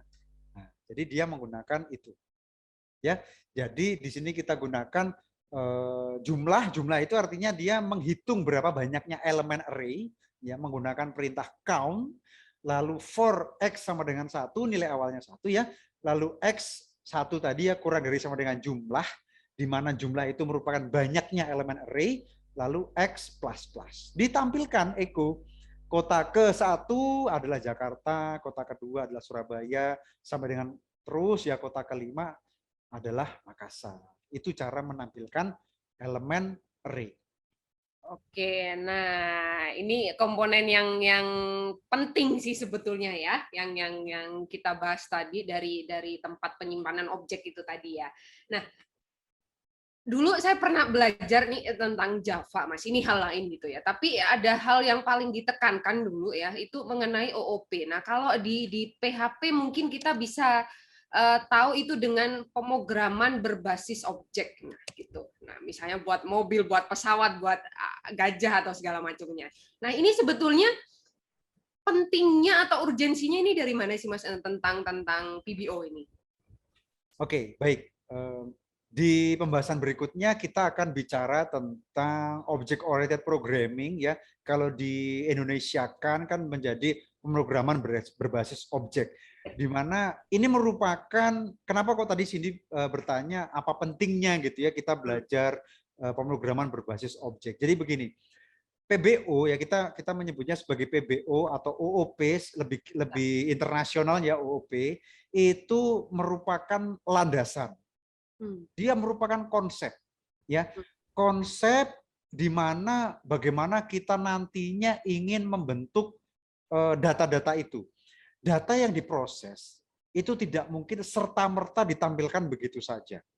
Ya, tidak Diolah mungkin dulu dia ya. tentu saja harus diolah. Nah, pengolahan itu kalau tadi di PHP secara PHP kan tadi kita di awal ya di konsep awal itu adalah bisa menggunakan apa namanya kendali program ya misalkan tadi menggunakan for atau menggunakan while dan sebagainya. Tapi data itu tidak mungkin ada ditampilkan for begitu saja, tidak mungkin seperti itu. Nah, pemrosesan data itu lebih kompleks daripada itu. Ya, kompleksnya seperti apa? Misalkan begini. Contoh simpel saja deh, contoh simpel. Misalkan gini, teman-teman di rumah pasti adalah ya botol air mineral. Cindy di Jakarta punya botol air mineral, saya di Surabaya punya botol air mineral. Ya, kita sebut saja mereknya ABC. Ya, bentuknya di Surabaya, di Jakarta, di Malang, di Batam, di Jogja dengan merek yang sama, pasti wujudnya sama. Pasti wujudnya sama. Pertanyaannya, kenapa bisa sama? Ya, jelas karena pabriknya sama. Ya, lebih dalam lagi jelas karena cetakannya sama. Sehingga ketika pabrik menghasilkan botol air mineral dengan merek ABC tadi, mau dia mencetak 1, mau mencetak 100, mau mencetak 1000, mau mencetak 1 juta, pasti bentuknya sama. Keseragaman ini yang mesti kita perhatikan. Nah, contoh saya mau memproduksi kita punya industri ya memproduksi misalkan mobil. Saya memproduksi mobil BMW atau Mercedes-Benz dan lain sebagainya. Kalau komponennya satu dan lain itu, misalkan sasis gitu aja ya, kita bicara sasis. Kalau satu sasis dengan sasis yang lain tidak sama, bagaimana dia bisa produksi massal mobil itu? Ya kan? Nah, maka supaya sasis BMW dengan seri ini saya bikin 100 mobil supaya sama, bagaimana caranya? Berarti kan cetakannya harus sama. Bagaimana sekarang saya membuat cetakan itu? Nah, itu implementasi di dunia industri misalkan ya, membuat sasis mobil. Atau kalau kita di dunia misalkan dunia pendidikan atau misalkan dunia pelatihan seperti Inixindo. Kita punya instruktur, kita punya peserta training, ya.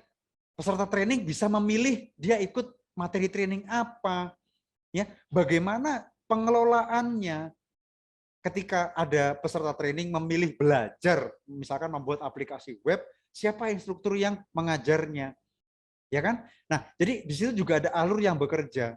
Nah, kita tinggal melihat studi kasusnya apa. Apakah misalkan tadi industri, manufaktur, misalkan kalau bisnisnya Enixindo adalah tentang pelatihan.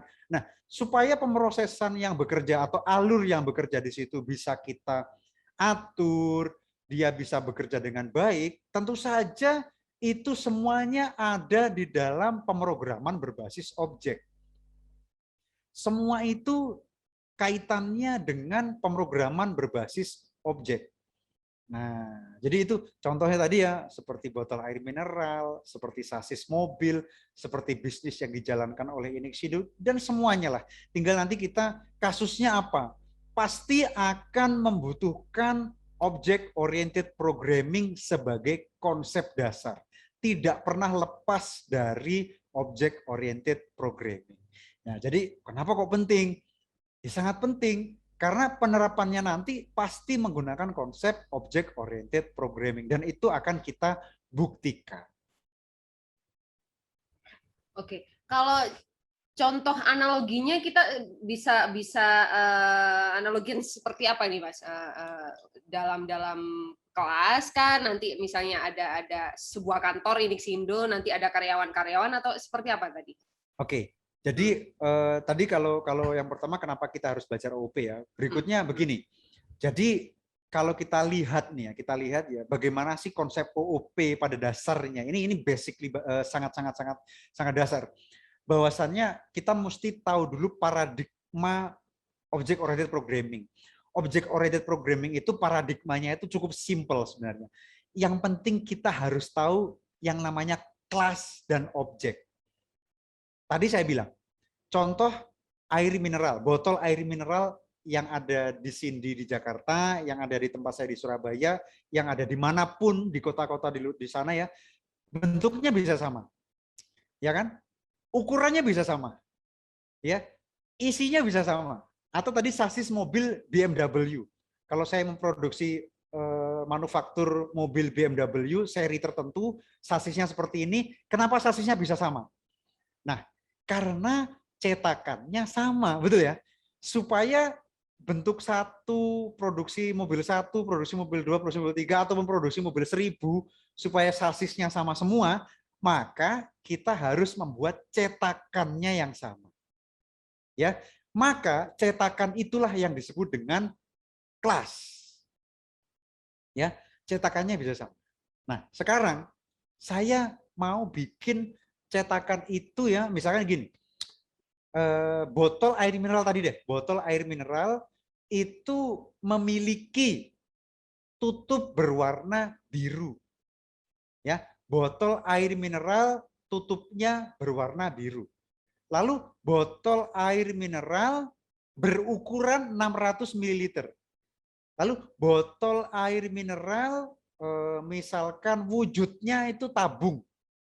Nah, ketika kita mengucapkan ciri-ciri, tadi kan ya tutupnya warna biru, ukurannya 600 mili, bentuknya tabung, itu kan ciri-cirinya. Nah, ketika kita mengucapkan ciri-ciri, itulah yang disebut dengan objek. Sehingga paradigma OOP itu sebenarnya paradigma kelas dan objek. Ya, kelas itu bentuk umumnya, objek itu bentuk spesifiknya. Nah, kalau contoh lagi ya misalkan gini ya, kita di Inixindo ada karyawan gitu ya, kemudian punya jabatan atau ada divisi-divisinya gitu ya. Nah, karyawan ini misalkan employee karyawan ini kan secara umum seluruh karyawan Inixindo. Tetapi ketika kita bicara karyawan yang bekerja sebagai instruktur, karyawan yang bekerja sebagai back office, karyawan yang bekerja sebagai marketing, ya kita kan menyebutkan ada ciri-cirinya. Itulah yang disebut dengan objek. Nah, sehingga secara mudah ya paradigma OOP atau PBO itu adalah paradigma kelas dan objek. Kelas itu umum, objek itu lebih spesifik. Jadi itu kuncinya.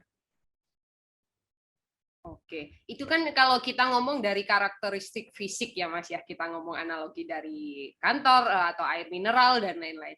Misalnya nih, cewek kan ada banyak, ada Cindy, ada Anissa gitu, ada Dea gitu misalnya gitu.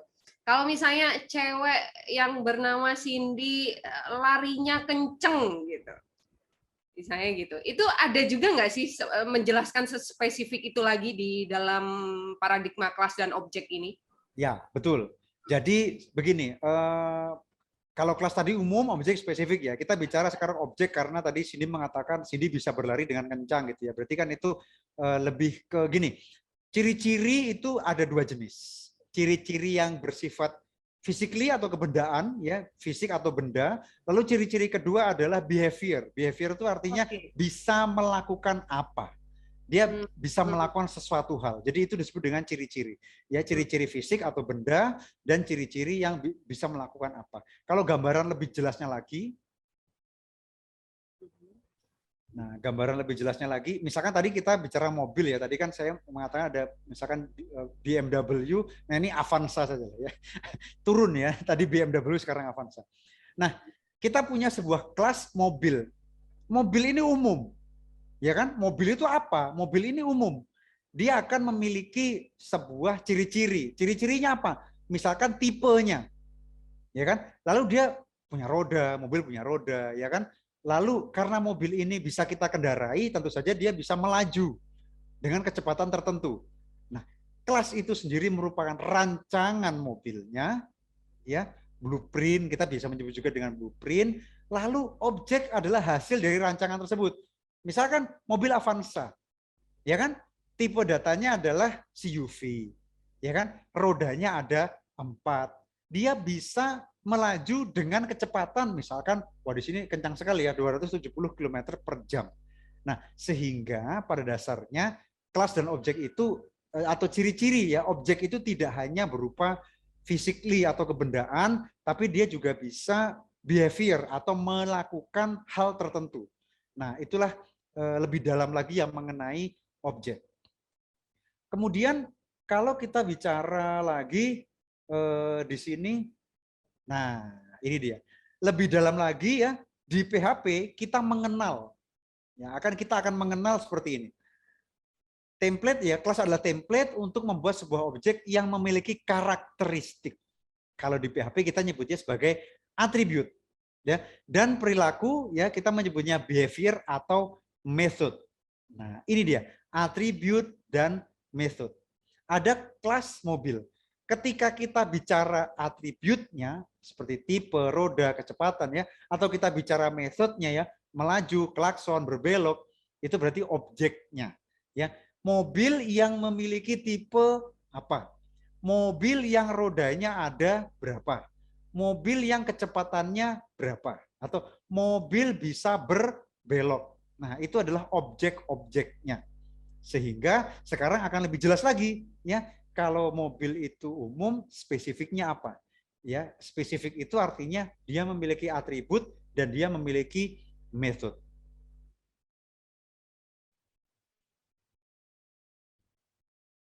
Nah, sekarang yang membedakan, ini kan objeknya ada banyak. Ya kan? Objeknya ada banyak, macam-macam. Contohnya mobil di jalan raya. Ada yang tadi ya Avanza, ada yang jeep, ada yang truk, ada yang misalkan sedan dan lain sebagainya. Kan itu berarti objeknya bermacam-macam. Nah, antara objek satu dengan objek yang lain, yang membedakan itu ya atributnya. Contohnya, kelas mobil umum. Lebih spesifik, ada yang bertipe off-road. Rodanya 4, kecepatannya 150 km per jam. Ada mobil sport, tipenya sport, rodanya 4, kecepatannya 200 km per jam. Ada sedan. Nah, sehingga setiap objek itu akan dibedakan berdasarkan atributnya. Bisa jadi dia memiliki metode yang sama ataupun berbeda juga. Kalau mobil saya rasa semua punya klakson, ya kan? Semua bisa berbelok, ya kan? Tidak mungkin mobil tidak bisa berbelok ya. Nah, yang tidak bisa berbelok itu kereta api itu tidak bisa belok ya, dia serong. Nah, sehingga yang membedakan antara satu objek dengan objek yang lain adalah atributnya. Itu dia.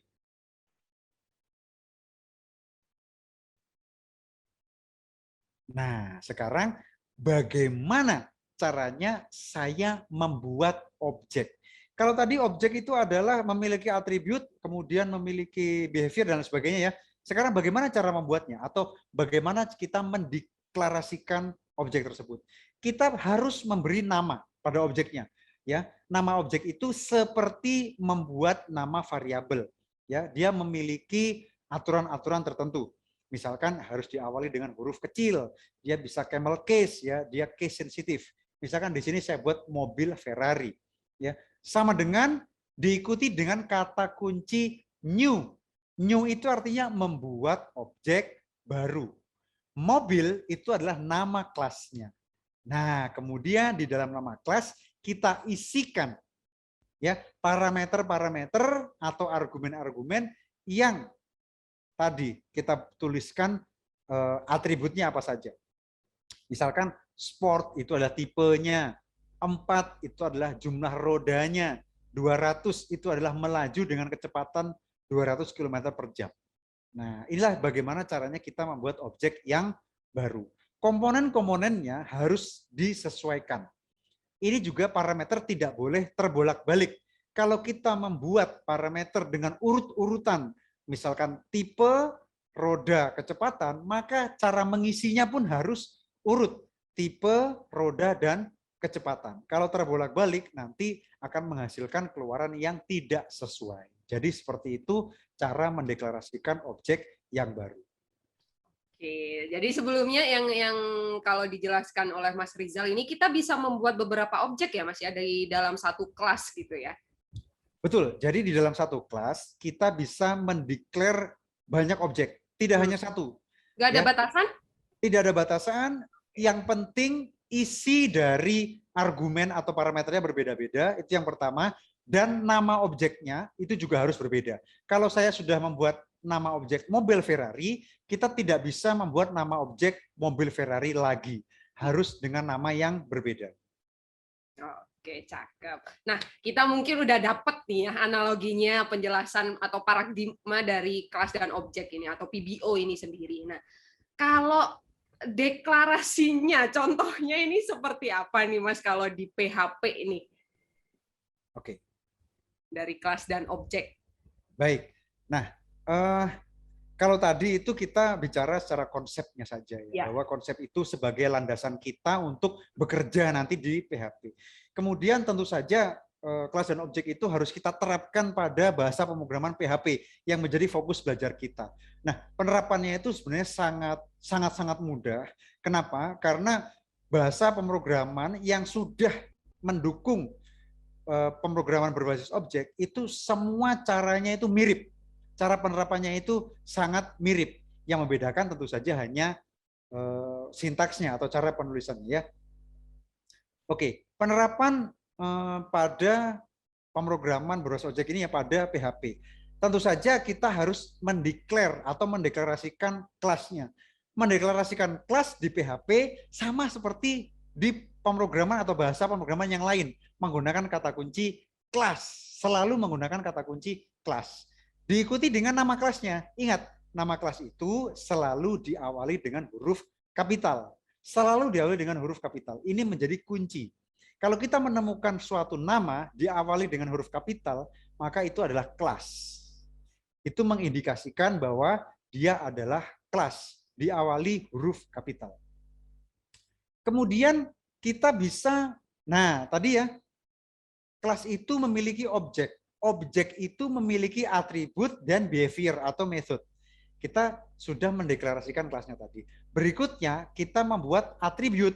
Atribut itu sama seperti variabel. Ya, sama seperti variabel. Di situ saya tambahkan kata kunci public yang artinya variabel tersebut bisa diakses dari kelas manapun yang ada di dalam program PHP-nya. Misalkan di situ ada public variabel tipe, public variabel roda, public variabel kecepatan. Nah, itu adalah atributnya. Atribut itu yang bersifat physically atau kebendaan. Ya. Lalu yang kedua ada method. Method ini berarti dia bisa melakukan sesuatu. Nah, atau behavior ya. Di sini kita membuat tadi ada 3 ya. Digunakan kata kunci function untuk mendeklarasikan bahwasanya dia adalah fungsi atau metode. Yang pertama ada function melaju. Yang kedua ada function klakson dan function berbelok. Jadi isinya function itu adalah perintah-perintah. Terserah kita memberikan perintah apa di dalamnya. Berikutnya, nah ini mengenai function. Ada namanya adalah class function, artinya function yang dibuat di dalam kelas. Di dalam pemrograman berorientasi objek atau PBO ini ya, itu bisa kita definisikan menggunakan metode, ada istilah namanya setter and getter. Maksudnya begini, setter itu untuk menulis informasi atau data, getter itu untuk mengambil data. Kalau di PHP kita bisa menulis dan membaca data. Nah, menulis atau mengambil data. Kalau tidak ada setter and getter, ya maka tidak ada data yang diproses dong. Ya, data yang diproses itu kan harus ditulis. Setelah ditulis dia bisa dibaca atau diambil. Nah, di sini kita akan menerapkan dalam bentuk setter and getter.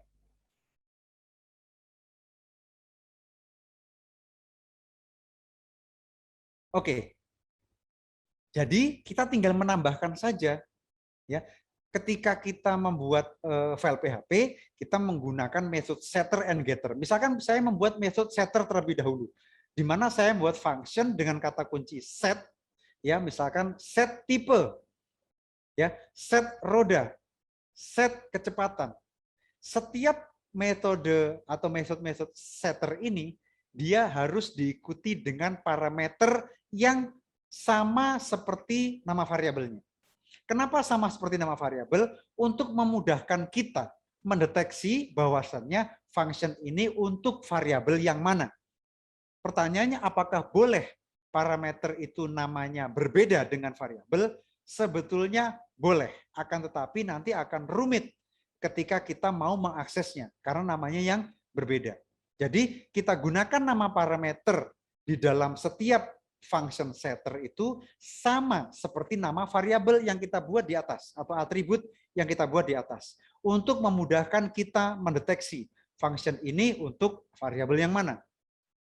Kemudian di dalam setiap variabel, di dalam setiap function setter kita tinggal membuat konstruktornya saja menggunakan kata kunci this, di mana this itu artinya adalah dirinya sendiri. Siapa dirinya sendiri? Yaitu kelas. Kita sedang aktif di dalam kelas mobil. This type, di mana this type ini merupakan nama variabel yang ada di atribut itu, sama dengan variabel tipe. Variabel tipe itu sama dengan yang ada di dalam parameter function-nya. Itu untuk setter atau untuk menuliskan data. Metode yang kedua adalah metode getter atau untuk membaca data atau untuk mengambil data, di mana kita menggunakan kata kunci function, ya ada get tipe, get roda, get kecepatan. Instruksi atau perintah di dalamnya menggunakan kata kunci return. Kenapa di sini kita menggunakan return? Karena function-nya tidak menggunakan kata kunci void. return itu selain karena tidak menggunakan kata kunci void, fungsi dari return itu adalah untuk mengembalikan nilai atau untuk menghasilkan nilai tertentu. Di situ kita lihat misalkan function get type return. This artinya adalah kelas atau dirinya sendiri ya, kelas apa. Di sini adalah kelas mobil. This type, maka dia akan mengembalikan nilainya sesuai dengan variabel. Di mana variabel tadi sudah kita isi dengan nilai tertentu. Sehingga untuk pemrosesan data, ya, OOP ini sangat penting. Ya, OOP sangat penting. Kita menggunakan setter and getter, di mana setter untuk menulis data dan getter untuk membaca data. Caranya seperti itu.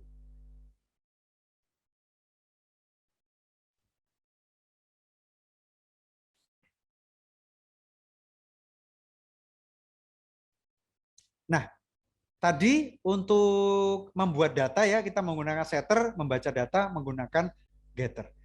Kemudian kalau setter dan getternya itu sudah dibuat, dia kan satu kesatuan dalam objek. Nah, objeknya ini perlu kita akses.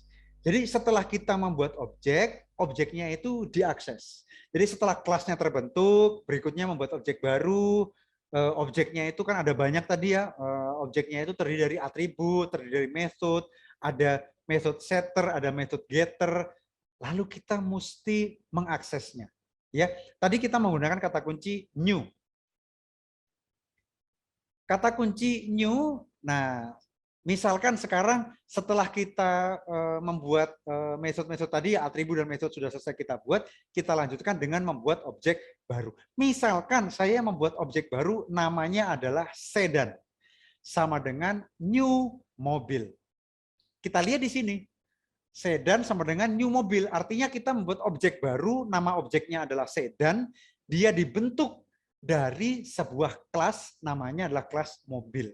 Nah, karena tadi kita menggunakan setter untuk menulis, maka di dalam kelas mobil, new mobil, kita tidak perlu menuliskan parameternya. Parameter itu digantikan dengan setter. Karena untuk menulis. Di sini saya buat sedan, set tipe, tipenya adalah sedan. Sedan, set roda ada 4, dan sedan, set kecepatan misalkan 120. Ini untuk menulis data. Ya kan? Kemudian untuk membacanya, untuk membaca kita menggunakan getter, betul ya? Misalkan saya echo untuk menampilkan nilainya. Echo tipe sedan get tipe. Berarti tipenya apa? Tipenya sedan, sesuai dengan yang di set. Echo lagi roda. Sedan get roda. Rodanya ada berapa? 4, sesuai dengan yang di set rodanya. Dan yang terakhir adalah kecepatan, di mana cara mengaksesnya atau menampilkannya adalah sedan get kecepatan. Berapa kecepatannya? 120 sesuai dengan yang dituliskan pada set kecepatannya. Sehingga setter dan getter ini menjadi satu kesatuan dalam objek yang tidak boleh terlewatkan. Nah, jadi inilah pemrosesan data yang paling sederhana dengan menerapkan konsep object oriented programming. Di situ sudah ada kelas, di situ sudah ada objek, bagaimana membuat objek baru, dan bagaimana cara menulis dan membaca data. Seperti itu. Oke, cukup lengkap ya yang dijelasin sama Mas Rizal di sini ya tentang OOP itu sendiri, dari kondisi, dari looping sampai dengan array sampai dengan kelas dan objek di sini. Nah, tentunya masih banyak lagi ya Mas ya, belum bahas perwarisan, inheritance dan lain-lain gitu. Kita nggak mungkin nanti 3 hari podcastnya di sini jadinya ya gitu. Nah, kita nyinggung sedikit nih karena kita udah cukup panjang di sini. Kita mau nyinggung sedikit aja tentang data itu tadi. Nah, tempat penyimpanannya sebelum ini diolah menjadi seperti ini atau yang lebih kompleks lagi. Nah, untuk penyimpanan data ini sendiri ini seperti apa Mas Rizal? Oke, jadi pemrosesan data setelah data diproses, sebenarnya gini, ada sebelum diproses dan setelah diproses. Okay. Jadi pemrosesan data itu kan ada di tengah, ya. Jadi data itu posisinya adalah sebelum diproses, saat diproses, dan setelah diproses. Ya. Nah, untuk pemrosesan data sendiri kita menggunakan PHP caranya sangat banyak. Tadi sudah saya jelaskan panjang lebar. Sekarang kita bicara tempat data itu ya, baik itu sebelum atau setelah diproses. Kalau sebelum diproses, data atau informasi itu letaknya di mana?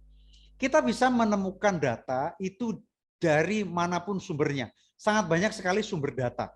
Sumber data itu bisa dari input pengguna, bisa dari web server itu sendiri, ya, bisa dari file system itu misalnya hard disk, SD card, ya, artinya media-media penyimpanan konvensional, ya. Itu bisa kita dapatkan sumber datanya dari sana. Kemudian setelah diproses itu kan berarti ada tempat penyimpanan lagi. Nah, tempat penyimpanan itu juga terserah kita sebenarnya mau diletakkan di mana. Apakah di hard disk yang tadi atau di tempat yang lain, di tempat yang berbeda. Nah, biasanya kita akan menempatkan data setelah diproses itu di suatu tempat yang baru. Kenapa? Karena supaya kita bisa membedakan data sebelum diolah dan data setelah diolah. Supaya kita tahu bedanya seperti apa. Nah, tempat penyimpanan ini biasa kita sebut dengan istilah database, ya, atau kumpulan data, ya, basis data, ini kumpulan informasi di satu tempat yang sama, itu disebut dengan database. Nah, database itu sendiri sebenarnya sangat kompleks. Kalau kita bicara database secara umum saja, database itu memiliki skematik. Skematik itu struktur, susunan, ya, yang database apapun produknya sebenarnya sama saja. Skematiknya sama saja. Seperti apa skematiknya? Skematiknya itu begini.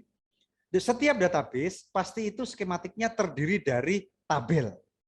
Pasti ada tabelnya. Ya, tabel itu sendiri punya struktur, yaitu baris dan kolom. Ya, jadi database secara luas itu pasti ada tabel di dalamnya. Bisa banyak tabelnya, 1, 2, 3, 100 tabel terserah. Ya, setiap satu tabel pasti memiliki struktur kolom dan baris. Kalau Excel, ya, Excel itu kan juga ada kolom dan baris. Perpotongan antara kolom dan baris disebut dengan sel. Itu kalau di Excel, gitu ya. Tapi kalau di database atau di tabel di database, kita tidak mengenal istilah sel, ya. Kita mengenal istilahnya adalah field. Field itu kolom dan record. Record adalah baris. Tidak ada istilah perpotongan antara field dan record. Yang ada adalah bagaimana caranya kita mengakses kolom, field, atau baris record tersebut. Bagaimana cara mengaksesnya? Nah, untuk mengaksesnya tentu saja kita harus memanfaatkan teknologi database itu sendiri. Ya, teknologi database itu apa? Nah, itu sangat banyak sekali yang mesti kita pelajari, gitu ya. Nah, kemudian bicara lagi pada paradigma, kembali lagi ke awal tadi ada front end dan back end. Tadi kalau di gambarnya ya, back end itu adalah bahasa pemrogramannya PHP ditambah dengan database misalkan MySQL. Nah, MySQL letaknya di belakang, betul ya. Nah, sekarang bagaimana cara kita mengkomunikasikannya? Ya, bagaimana kita mengkomunikasikan antara si front end dengan back end atau database-nya itu tadi. Nah, teknologinya sangat banyak sekali ya. Nah, yang mesti menjadi fokus kita, yang menjadi pembelajaran kita adalah sebenarnya user di front end itu tidak boleh secara langsung mengakses database. Tidak boleh mengakses secara langsung database. Tidak boleh. Karena kenapa tidak boleh? Sensitif ya. Nah, itu dia. Data yang disimpan di database, itu kan tadi hasil pengolahan gitu ya, misalnya diletakkan dalam database, itu kan bisa jadi data-data yang sifatnya sensitif, sifatnya rahasia, yang dia itu tidak boleh dilihat oleh semua orang. Contohnya apa? Kalau di perbankan itu kan ada saldo, ya kan? Kalau di misalkan kalau di company itu data pribadi tentang karyawannya gitu ya, dan lain sebagainya. Jadi data-data sensitif itu adalah data yang tidak semua orang bisa melihatnya. Tapi database ini kan juga boleh dilihat oleh orang. Nah, ini agak repot ini ya. Tidak boleh dilihat sama orang, tapi sebagian juga ada yang boleh dilihat oleh orang. Ya, user kita itu kan macam-macam. Ada user yang sifatnya staff biasa, ada yang operator, ada yang admin, ada yang mungkin super user, ada yang root dan lain sebagainya. Nah, oleh maka dari itu kita harus membuatkan mekanisme siapa-siapa orang yang bisa mengakses database tersebut atau mengakses data di dalam database tersebut. Nah, aplikasi web ini menjadi salah satu jawabannya. Maksudnya bagaimana? Jadi kita punya database yang berisi data-data sensitif tadi ya, data-data yang sifatnya rahasia dan sebagainya. Kita juga punya user, di mana user ini ingin mengakses data itu. Nah, aplikasi web itu ada di tengah-tengahnya. Di jembatan ya yang menghubungkan antara user front end yang tadi ya front end dengan data yang ada di database back end-nya ada di tengah-tengah ini. Aplikasi web ini ada di tengah-tengah. Ya kan? Nah, di aplikasi web kita bisa mengatur user A sebagai user biasa, dia bisa mengakses database atau tabel yang ini saja. Dia boleh melakukan ini saja, yang lain tidak boleh. Tapi kalau dia misalkan admin, admin ini dia mengakses tabel apa-apa ya, lebih banyak daripada user. Kemudian dia boleh melakukan beberapa pekerjaan yang lebih kompleks lagi. Nah, kita sebagai developer tugasnya ada di tengah-tengah ini tadi. Ya, menghubungkan antara front end dengan back end. Ini tugas kita. Nah, tugas kita di sini. Ya, kaitannya dengan database sebetulnya harus ada orang lagi yang menghandle database, yaitu database administrator. Programmer itu tidak berhubungan secara langsung dengan database, tapi harus ada admin database-nya yang bekerja. Kenapa begitu? Karena begini, kita sebagai developer atau programmer yang di tengah-tengah ini kan menyediakan jembatannya saja sebenarnya. Ini hanya menyediakan jembatannya saja. Ya, tetapi kita juga mesti tahu bagaimana cara mengaksesnya database itu. Ya, misalkan database administrator menyediakan akses untuk user dengan nama ABC 123. Ya, user ABC 123 inilah yang menjadi acuan developer atau programmer untuk memberikan tampilannya hasil pencarian data dan sebagainya kepada user ABC 123. Nah, dan sebaliknya ABC 123 memberikan request kepada server untuk mencari data tertentu. Nah, kita nanti akan ada di tengah-tengahnya ini. Nah, jadi kalau bicara teknologi database-nya sendiri, mestinya secara ideal lagi harus ada orangnya, database administrator, ada softwarenya ya. Misalkan kalau MySQL kita bisa menggunakan MySQL Workbench sebagai editor ya, atau menggunakan Naviget, SQL Yoke dan sebagainya, banyak sekali yang gratis juga banyak, yang berbayar juga banyak. Kemudian kita harus mengetahui konsep-konsep database secara umum saja, misalkan kalau saya punya tabel, bagaimana cara mengaksesnya dan bagaimana cara memanipulasinya. Manipulasi data pada tabel biasa kita sebut dengan istilah CRUD ya, create, read, update, dan delete. Itu umum sekali. Kemudian misalkan tentang hak akses, apakah dia bisa melakukan hal-hal tertentu ataukah dia tidak bisa melakukan hal-hal tertentu, itu juga dilakukan sebenarnya oleh developer gitu ya. Jadi developer yang mengatur semua itu. Nah, kita sebagai developer yang nantinya akan kita pelajari di sini yaitu ya bagaimana menghubungkan dari front end ke back end-nya. Kemudian karena kita memang berkaitan langsung dengan database-nya misalkan MySQL, ya paling tidak kita tahulah query-query gitu ya. Query-query di tabel database itu seperti apa. Karena query-query itulah yang untuk mengolah data. Kan kita mau mengolah data. Ya, jadi pengolahan data di database itu kita lakukan, data yang sudah diolah itu sudah jadi, baru kita sajikan ya dalam bentuk front end-nya. Nah, kurang lebih itu gambaran umumnya mengenai bagaimana kita nanti membuat aplikasi web dengan PHP sebagai bahasa pemrograman ya. Kemudian MySQL itu adalah software database yang untuk mengolah data. Kurang lebih begitu. Ya, tentunya pengaturan-pengaturan seperti itu tadi demi keamanan tentunya ya Mas ya, demi keamanan dari data itu sendiri atau dari sebuah aplikasi. Nah, SQL ini sendiri mungkin bisa kita sebut dengan DBMS atau Database Management System untuk mengolah data-data yang segambreng itu tadi. Nah, itu yang bakalan kita pelajari dalam kelas Building Web Application menggunakan PHP dan MySQL. Kayaknya kalau kita mau bahas SQL seperti PHP tadi, kita butuh sesi lagi nih ya, buat ketemu sama Mas Rizal gitu ya, biar lebih spesifik pembahasan tentang MySQL ini sendiri, biar nggak kepotong-potong. Nah, tentunya buat teman-teman yang mau ikutan kelas PHP MySQL, kita lagi ada promo nih di Agustus sekarang, promo 17-an 20+20, terutama buat teman-teman yang ada nama yang berunsur Agustus, bisa Agus, Gusnanto, Tusnadi, nah banyak macam. Nah, ini buat teman-teman bisa ikutan promo kita yang kita cantumkan linknya di description. Nah, nanti teman-teman bisa langsung podcastan 3 hari bareng Mas Rizal untuk langsung membuat website kalian sendiri yang powerful tentunya menggunakan PHP dan MySQL gitu ya. Kita akan ketemu lagi di sesi selanjutnya. Bisa dengan Mas Rizal lagi, kita akan bahas hal-hal lain yang menarik di dunia developer gitu ya. Ada pesan-pesan yang mau disampaikan lagi untuk dari Mas Rizal?